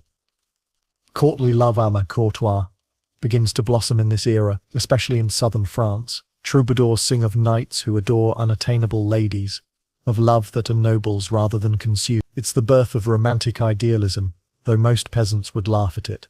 For them, love doesn't live in poetry. It lives in chores shared and bread divided. Women's lives are bound by marriage, but their influence is often underestimated. A peasant wife runs the household, manages accounts, brews ale, spins wool, tends children, and sometimes even ploughs the field beside her husband. In her husband's absence at war, in sickness, or at death, she becomes head of the family. Her authority may be quiet, but it's real. Among merchants, wives often help run shops and keep ledgers. Among nobles, some women rule entire estates or kingdoms when widowed. Behind every public power, there's often a woman ensuring things don't fall apart. Love can be tender, but it can also be cruel. Marriage gives structure, not always happiness. Abuse, infidelity, and betrayal exist as much as affection. Divorce is nearly impossible in Christian Europe, though in Islamic lands, it's permitted under certain conditions. Widowhood brings both sorrow and freedom. A widow may remarry, or, if wealthy, live independently. Still, loneliness stalks the old, especially when family ties fray. Courtship among the young sometimes defies expectation. You might sneak glances at the market, exchange gifts, or carve initials into a tree. In some villages, festivals provide rare freedom. Springtime dances, where boys and girls mingle, masks and laughter, allowing flirtation otherwise forbidden. Songs tell of secret lovers, of trysts beneath moonlight, of promises whispered before dawn. Most end sadly, but people keep singing them anyway. Sex, though ever present, is veiled in taboo and faith. The church preaches chastity outside marriage and moderation within it. Yet nature pays little heed to sermons. In cities, brothels operate openly, often under the watchful eye of authorities who prefer sin to chaos. In monasteries, vows of celibacy sometimes crumble under human frailty. Desire, it turns out, is harder to control than kingdoms. Love also exists, outside expectation. There are stories rarely written, but always whispered, of men who love men, of women who love women, of bonds that defy both law and scripture. Society condemns, but the heart is older than law. Somewhere, two souls still find each other, quietly, knowing the world would not understand. Among the poor, affection is often shown through small acts. A husband repairing his wife's broken jug, a wife patching her husband's cloak with her last thread. Love here is practical and enduring, a partnership forged in hardship. You might not say, "I love you" aloud. The phrase hasn't even entered language as we know it, but you feel it when someone waits for you by the fire at night, when a hand rests briefly on your shoulder after a long day. Family extends beyond the household. Grandparents, uncles, cousins, everyone lives close. Elders hold wisdom, telling stories that keep memory alive. Death doesn't end belonging. You bury your loved ones nearby, visiting graves often, leaving flowers or food. Ancestors remain part of the family, just unseen. Even in hardship, joy persists. Weddings, births, and harvests bring laughter. Children's first steps, lovers' stolen kisses, the warmth of shared bread. These moments shine brighter because life is fragile. Love becomes rebellion against the coldness of fate. And when one partner dies, grief is as real as any illness. The widow or widower sits by the fire, staring into the flames, remembering shared days, the laughter, the arguments, the ordinary tenderness that stitched their lives together. They might remarry, because survival demands it, but part of them stays married to memory. So, love in 125 is not what poets later call it. It's rougher, simpler, truer. It's less about passion and more about presence. It's two people building a life from mud, sweat and faith, and finding amid the struggle that the heart still knows how to hope. When you lie down beside your partner at night, the world feels small and safe. Outside, wolves howl. Inside, warmth spreads through shared silence. You close your eyes and realize that in 1,000 years, people will still be doing exactly this, holding each other against the dark. If you had been born 1,000 years ago, the word education wouldn't mean rows of desks or neat handwriting on paper. It would mean learning by ear, by hand, by heart. In 1025, the world teaches not through schools but through stories, work and memory. You learn by watching, by repeating, by surviving. Knowledge isn't stored in libraries you can access, it lives inside people. And every person you meet carries a small piece of civilization in their head. For the majority of people, books are as unreachable as stars. They exist, yes, but each one takes months to copy by hand. A single Bible or Quran might cost as much as a house. The materials themselves, vellum, ink, binding, are luxuries. Most peasants never see a book, let alone touch one. If you want to learn, you listen, you memorize prayers, songs and proverbs. You remember because forgetting means losing the only map of your world. Children's first teachers are their parents. A farmer teaches his son how to read the weather, how to guide the plough straight, how to sharpen a blade. A mother teaches her daughter to spin, to cook, to tell herbs by smell alone. A shepherd learns to track stars and recognize each sheep by sound. A fisherman learns the tides by the moon. It's practical, ancient education, knowledge earned, not written. But in monasteries and mosques, a different kind of learning thrives. There, monks, priests, and scholars bend over parchment by candlelight. The scratching of quills is the heartbeat of early education. Latin, Greek, Arabic, Sanskrit, languages of faith and philosophy, fill the air in whispered recitation. To read, to write, to reason, these are sacred acts, gateways to divine truth. In Christian Europe, monasteries serve as islands of learning. The monks of Cluny, Canterbury, or Monte Cassino preserve the writings of the ancients. Plato, Aristotle, Augustine. They illuminate manuscripts with gold leaf and lapis lazuli, each letter a tiny work of art. Their books are chained to desks, both to protect and to symbolize how precious knowledge is. They study scripture, medicine, astronomy, and law. Yet their education is not curiosity for curiosity's sake, it's devotion. Understanding the world is another way of understanding God. In the Islamic world, education glows brighter still. From Baghdad's House of Wisdom to the great universities of Cordoba and Cairo, scholars translate, debate, and expand on the knowledge of Greece, Persia, and India. Algebra, optics, medicine, philosophy, all blossom under their pens. A child in Damascus might study arithmetic and poetry, while a scholar in Basra calculates the circumference of the earth with stunning accuracy. The very word algebra and algorithm will one day trace their lineage to this age. Learning is a form of worship, and curiosity a sacred duty. In China, the Song dynasty perfects the imperial examination system. Anyone, at least in theory, can rise through merit by mastering the Confucian classics. The exams are brutal, demanding years of study and memory. Thousands of scholars cram themselves into tiny test cells, writing essays by lamplight. Success brings honor, wealth, and power. Failure brings shame, but also wisdom. Education here is not just personal. It's the backbone of government. The empire runs on ink. In India, ancient traditions of learning endure in temples and monasteries. Sanskrit texts on philosophy, medicine, and mathematics are copied on palm leaves. Students sit cross-legged before their teachers, reciting verses until they know them by heart. Knowledge is oral, rhythmic, almost musical. Learning is not separate from spirituality, it is spirituality. To know is to awaken. But for the majority of the world's people, education comes in other forms, through art and storytelling. When the day's work ends, and the sky turns deep blue, people gather by firelight. Someone begins to speak, and the world changes. You've heard these stories 100 times, yet you still listen. The old myths, the clever fox, the brave hunter, the saint who tamed lions, the spirit who punished the greedy, carry both entertainment and wisdom. Storytellers are walking libraries. They remember lineages, wars, miracles, and proverbs stretching back generations. They don't need parchment. Their memory is the archive. Their tales teach ethics, warn against pride, and celebrate courage. In Africa, griots sing history in rhythm and melody, their drums echoing like heartbeats. In Europe, bards and skalds recite epics of heroes and gods. In Arabia, poets gather in markets to perform verses that shimmer like desert mirages. In every culture, stories are the glue that holds memory together. Art is everywhere too, though not always called by that name. A peasant carving a cross into a doorframe for luck, a potter painting swirls on a jug, a weaver choosing the colors of a cloth. All create beauty as naturally as they breathe. You might never visit a gallery, but your life is surrounded by art.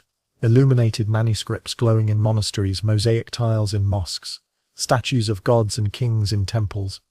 Art isn't luxury, it's language. Music fills every corner of life. Fiddles, flutes, drums, and lutes accompany weddings, harvests, prayers, and battles. You can't read notes, notation barely exists, but you remember tunes by heart. In the marketplace, a piper draws a crowd. In a church, monks sing Gregorian chants, their voices rising like incense.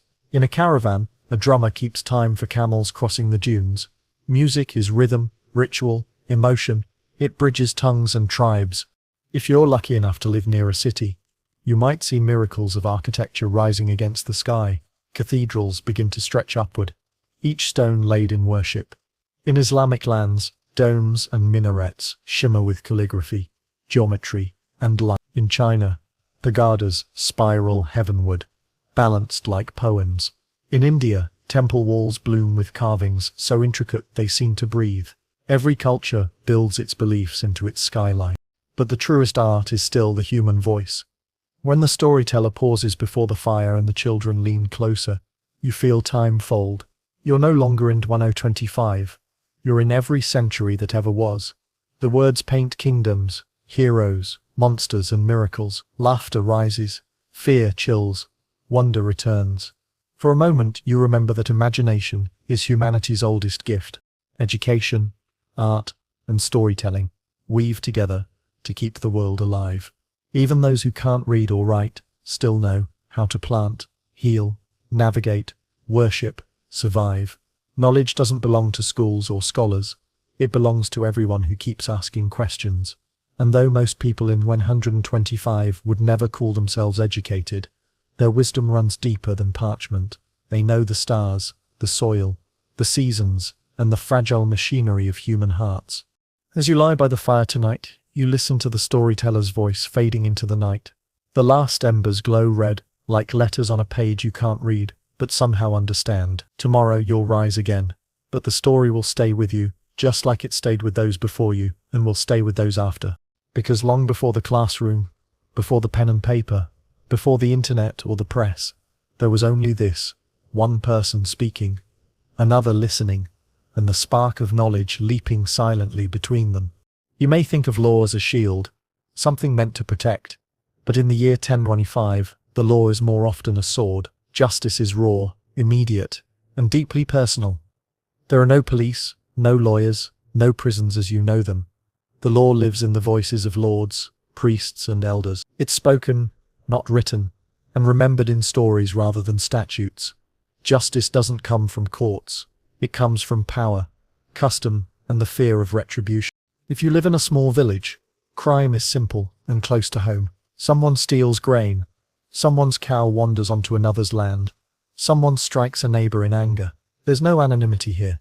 Everyone knows everyone else. You can't hide guilt behind crowds or city walls. When a crime happens, the whole village feels it. People gather in the open square or near the church, arguing, accusing, defending. The elders, or the local reeve, the Lord's appointed officer, listens and decides. Punishments are meant not only to correct, but to warn. Theft might earn a beating or public shaming. In some places, repeat offenders lose a hand.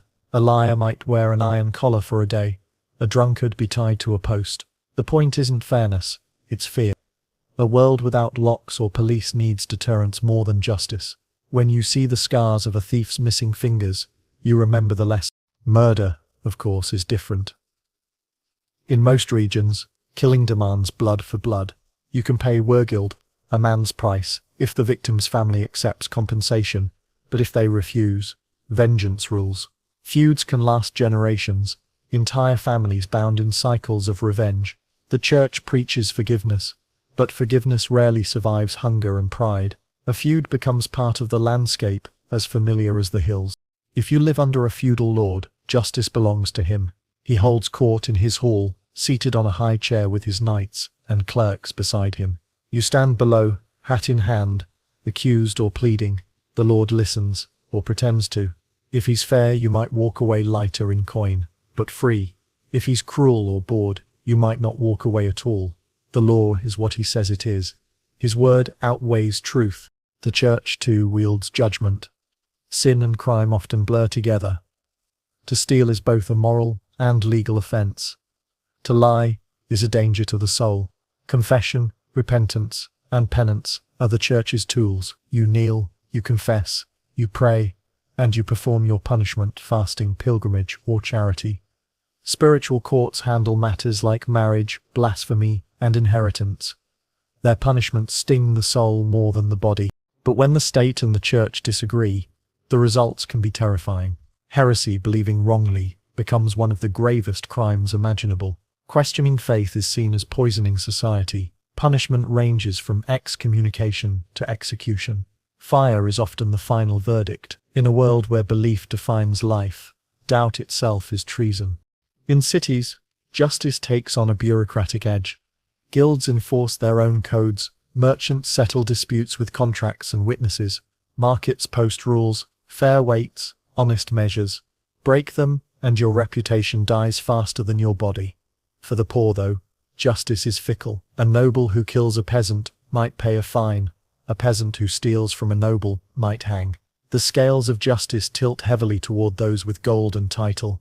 Still, not all is brutality. Some regions experiment with early legal codes. The Anglo-Saxons have laws written in Old English, blending Roman influence with tribal custom. In the Islamic world, Sharia organizes life with extraordinary detail. Property, trade, marriage, even hygiene. Judges called qadis listen carefully, citing verses from the Quran and Hadith to deliver verdicts. Justice here, though strict, often values reasoning and precedent. Elsewhere, in Africa and Asia, elders settle disputes through mediation. A council gathers under a tree, the air thick with expectation. Both sides speak, witnesses testify, the elders deliberate. The goal isn't punishment, it's balance. The guilty must restore harmony by apology, payment, or ritual. Sometimes the wrongdoer sacrifices an animal to cleanse guilt. Justice is social, not institutional. It's about keeping the group whole. Trial by ordeal is the medieval world's favorite blend of law and superstition. When truth is uncertain, let God decide. The suspect might plunge his hand into boiling water, or carry a red-hot iron. If the wound heals cleanly, he's innocent. If it festers, guilty. Others face ordeals by water. The bound accused is thrown into a river. If he floats, he's guilty, rejected by pure water. If he sinks, innocent and hopefully rescued in time. It sounds barbaric, but to people of the time it's divine fairness. Humans can lie, God can. Public punishment serves as both justice and entertainment. Executions draw crowds. Children sit on their fathers' shoulders to see. In Europe, the gallows stands on a hill. In Asia, the marketplace becomes the stage. Thieves are hanged, traitors beheaded, blasphemers burned.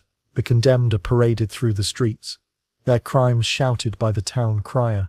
It's meant to terrify, but it also fascinates. You watch, horrified and thrilled, reminded that mercy is as rare as mercy is fragile. Still, there are glimmers of compassion. Monks visit prisoners before death, offering confession and comfort. Some lords commute sentences for service in war. In a few cities, debtors' prisons replace gallows, harsh but survivable. Even the harshest system occasionally remembers pity. Superstition and fear create their own forms of justice. A bad harvest, a sudden illness, a stillborn child. People look for someone to blame. Often it's the outcast, the strange, the woman who lives alone at the edge of the woods. Whispered accusations turn to rage. Without proof, a crowd can become a court and tortures a verdict. Witchcraft, though not yet the hysteria it will become centuries later, already flickers in fearful minds. Justice in 1025, then, is not blind. It sees all too clearly who you are. Nobles, priests, and merchants bend it to their will. Peasants bear its weight. But despite the cruelty, a sense of rightness still stirs beneath. People want fairness, even when their systems fail to give it. They crave order in a world ruled by chaos. The smallest acts of fairness, a lord sparing a thief, a priest defending a peasant, a neighbor forgiving a debt, shine like stars against the darkness. At night, you walk home from the square after a public trial. The shouts still echo in your ears, but the sky above is vast and silent. You look up at the stars and wonder if justice exists somewhere beyond men. If the same heavens that send rain and famine also keep some hidden balance, maybe it's not for this life, you think, but for the next. Still, tomorrow you'll wake and try to do right by your neighbors. Keep your word, treat others fairly. In a world without courts, your own conscience is the only true law. For all its hardships, the world of 125 isn't only sweat, fear, and prayer. It's laughter, dancing, and the sweetness of stolen joy. If life is short and unpredictable, then people make sure to fill it with moments of celebration. Every season, every harvest, every saint's day or festival becomes an excuse to feast, sing, and forget sorrow. Fun isn't an invention of modern comfort. It's a survival strategy, a rebellion against the gloom that always lurks nearby. You wake to the sound of bells. Not for church this time, but for festivity. The whole village is stirring. Chickens scatter, smoke curls from cook fires, and someone's already tapping a keg of ale. It's a feast day, and for once, no one's ploughing or threshing. Even the Lord has declared it a holiday. Work will wait. Joy will not. Every culture, everywhere, has its calendar of celebration. In Christian Europe, the year is a patchwork of saints' days, holy days and festivals, tied to the seasons. Candlemas in winter, Easter in spring, harvest festivals in autumn, Christmas in deep winter. Each comes with its own foods, songs, and rituals. The church may sanctify them, but the people make them alive. In Muslim lands, Ramadan and Eid bring fasting, feasting, and shared generosity. In Hindu India, festivals like Holi and Diwali fill the air with color and light. In China, the new year turns the world upside down. Lanterns, fireworks, dragons, family, and hope. Even the smallest villages know how to celebrate the turning of time. For you, celebration starts with food. The morning smells of roasting meat, a rare luxury. Chickens, pigs, or even a goat, if the harvest was good. Bread is baked in great quantities, its crust crackling. Honey is drizzled on fruit. Ale flows freely. People eat until they laugh, drink until they sing. For once, no one counts or measures. You taste abundance, and it tastes like victory. Then comes the music. A fiddler, maybe two, begins to play near the village green. Someone brings out a drum, another a flute. The rhythm starts slow, then quickens. Feet stamp, skirts swirl, laughter erupts. Children chase one another through the crowd. Old men tap their canes in time. The dancing is rough, joyful, and utterly human. You don't need skill, only courage and energy. Even the shyest join by nightfall, spinning beneath torchlight, faces flushed, eyes bright. There's humor everywhere too. Jesters, fools, and storytellers wander from village to village, performing for bread or coin. They mock kings and peasants alike, their jokes sharp but harmless.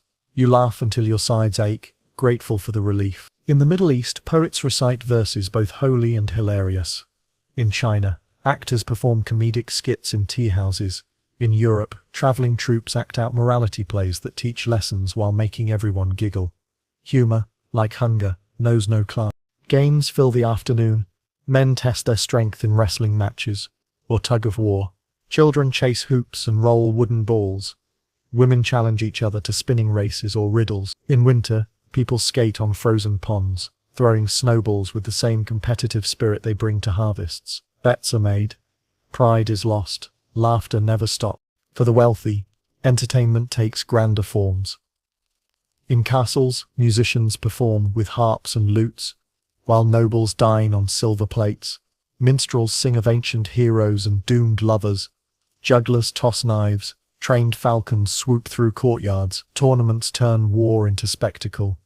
Knights in gleaming armor charging at each other with lances, while crowds cheer. The victor receives a wreath or a kiss from a lady. The losers, bruises and glory. These events are both sport and theatre, a reminder that even violence can wear the costume of beauty. Festivals aren't just for humans. Animals play their part too. In some regions, oxen are crowned with flowers to thank them for their labor. Dogs race, horses parade, and goats are dressed in ribbons. Nature itself is invited to the party. People dance around trees, light bonfires to chase away evil spirits, and toss flowers into rivers as offerings. You can feel the ancient pulse beneath the Christian hymns or the Quranic verses, the old, earthy joy of survival through another year. Carnivals in cities take joy to another level. The streets fill with masks and mischief. In places like Venice or Paris, commoners dress as nobles, and nobles as beggars. For a single night when the world turns upside down, the poor laugh at the rich, priests dance, and every rule is temporarily suspended. For a day, you can be anyone, say anything, do almost whatever you please. By morning, order returns, but that night of chaos feels like freedom. Evenings often end around fires. The flames crackle, sparks drift into the dark, and stories begin. Someone sings a ballad of love lost or won. Another tells a ghost story, making children huddle closer. The stars watch silently as laughter gives way to awe. The fire, the music, the warmth, it's all the same song of defiance. The world may be harsh, but tonight, it bends to your joy. In quieter moments, entertainment is simpler. Friends gather at taverns to drink and talk. Musicians improvise songs about local gossip. A traveler shares tales from faraway lands, of deserts, emperors and beasts no one here has ever seen. You listen, spellbound, half believing, half dreaming. Tomorrow you'll return to ploughing or weaving. But tonight, imagination is enough. Children find joy everywhere. They make toys from scraps, sticks for swords, pebbles for dice, dolls from cloth and straw. They climb trees, play tag, race along riverbanks. Their laughter is the purest music in the medieval world, proof that happiness doesn't need permission or luxury. Religion and festivity often blur together, Pilgrimages mix devotion with adventure. You walk for days, sometimes weeks, toward a holy site. Along the road, you meet strangers, share food, and sing. When you finally reach your destination, a shrine, a relic, a sacred spring, you feel lighter. The journey itself has become the celebration. Even mourning finds its strange joy. Funerals, though solemn, often include food, song, and remembrance. People cry and laugh in the same breath, telling stories of the dead. Grief and gratitude mingle. Life and death, it seems, are never far apart. In the great cities, entertainment begins to professionalize. Puppet shows, acrobats, musicians, dancers, all form the heartbeat of the urban night. Tea houses in China host storytellers who spin tales of ghosts and warriors. Coffee houses in the Islamic world hum with debate and music. In Europe, fairs draw people from miles around, their stalls filled with performers, animals, food, and curiosities. For one dazzling week each year, the world feels infinite. And when the festival ends, life returns to its usual rhythm: work, hunger, prayer. But something remains. The echo of laughter, the memory of music, the taste of sweetness in the mouth. It carries you through the next storm, the next winter, the next loss. Joy, you realize, is not rare, it's everywhere, woven into survival itself.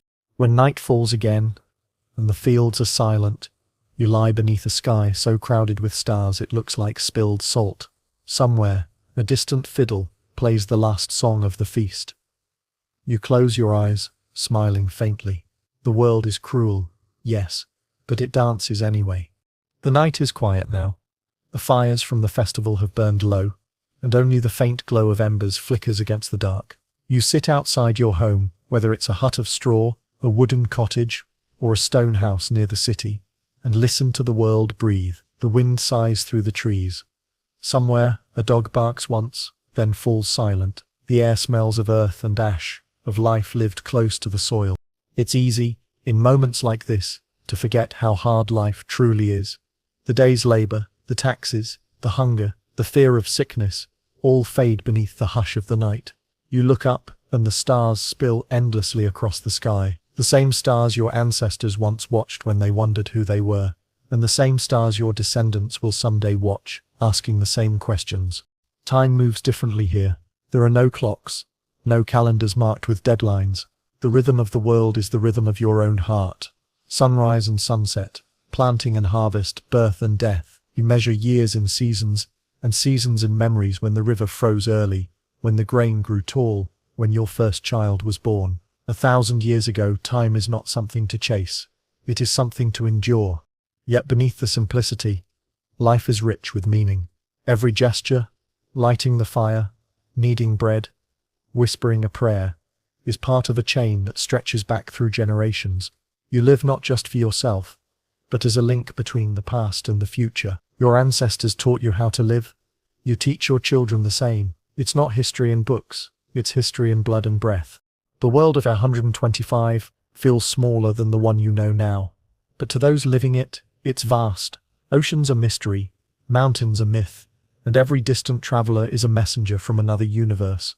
And yet, at its heart, humanity is the same. People worry about love, about food, about their children's safety. They dream, they pray, they hope for more than they have. The tools may change, the clothes may change, but the longings remain identical.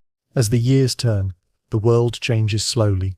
Villages grow into towns, roads become safer, knowledge spreads, brick by brick, parchment by parchment. New kingdoms rise, while others fall back into dust. The wheels of progress turn almost invisibly, but they turn nonetheless. In China, printers begin pressing inked blocks against paper, giving birth to the idea of books for the many. In the Islamic world, scholars refine algebra and chart the stars. In Europe, the seeds of cathedrals are planted, stones rising skyward to capture heaven itself. Humanity is always reaching upward, even when it stumbles. And you, ordinary, unrecorded, are the quiet engine of it all. You plant crops, build homes, raise children, tell stories. You're not in any chronicle, but without you, there would be no history.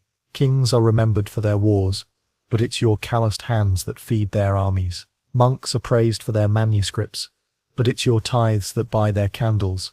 You are the invisible foundation on which the great towers of time are built. Still, life remains fragile. The winter can still kill, disease can still sweep through like fire, and death is always close enough to taste. But people don't despair. They adjust, adapt, endure. You've seen neighbors lose everything and still find strength to rebuild. You've seen a mother bury her child and still sing softly the next morning. Suffering isn't new. It's as old as breath. But so is resilience. There are moments of stillness when you realize how extraordinary it all is.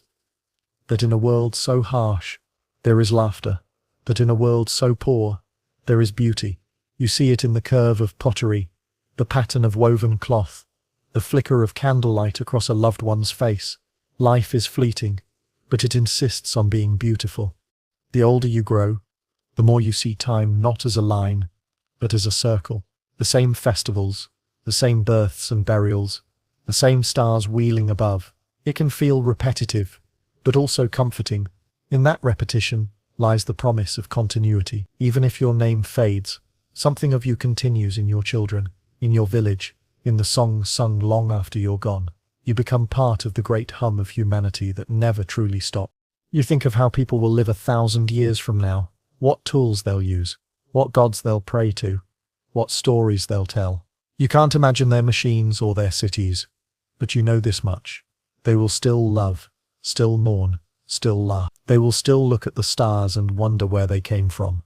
And maybe in their quiet moments, they'll think back to you, not your name, but your life, your work, your humanity. They'll walk on roads built over your fields and sleep under roofs, first imagined by your ancestors. You are the root beneath their world. As the night deepens, you hear the soft rhythm of crickets in the grass. A thin mist begins to form, and the moon paints everything silver. The fields beyond the village shimmer faintly, endless waves of grain swaying in the breeze. Somewhere, a river glints like glass. The world feels both immense and intimate, as if you could reach out and touch the edge of time itself. You close your eyes and think of the faces you've known. The friend who shared his last crust of bread, the midwife who brought your children into the world, the old man who told stories by the fire. Their voices blend together in memory, a chorus of lives that shaped yours. You realize, perhaps for the first time, that history isn't made of kings or battles. It's made of moments like these, shared meals, whispered prayers, small kindnesses that ripple quietly through centuries. And when dawn finally comes, pale and slow, you feel something almost holy in its light. The mist burns away, revealing the fields again. Smoke rises from huts, roosters crow, and another day begins. It's just like yesterday, and yet entirely new. Life continues its patient cycle, stubborn and sacred. You stretch, breathe, and smile faintly. Whatever waits ahead, famine or feast, war or peace, you will meet it the same way your ancestors did, with work, with faith, with the quiet courage of endurance. You are part of something greater than kings or empires. You are human, and that has always been enough. Now the world of 125 fades slowly around you. The fields dissolve into shadow, the songs grow faint, the fire of history dims to a warm ember. But you can still feel it, the heartbeat of those who lived before you, steady and familiar. Their hands built this world, their stories shaped it, their love, their pain, their laughter, all of it echoes softly across time. And as you drift toward sleep, the whisper of that distant past settles in your chest like a lullaby. It tells you what people 1,000 years ago already knew, that the world keeps turning, that life always finds a way, and that even in the darkest night, there is always light waiting on the horizon. Sleep well, traveler of centuries. The dawn will come again. Good night, sweet dreams.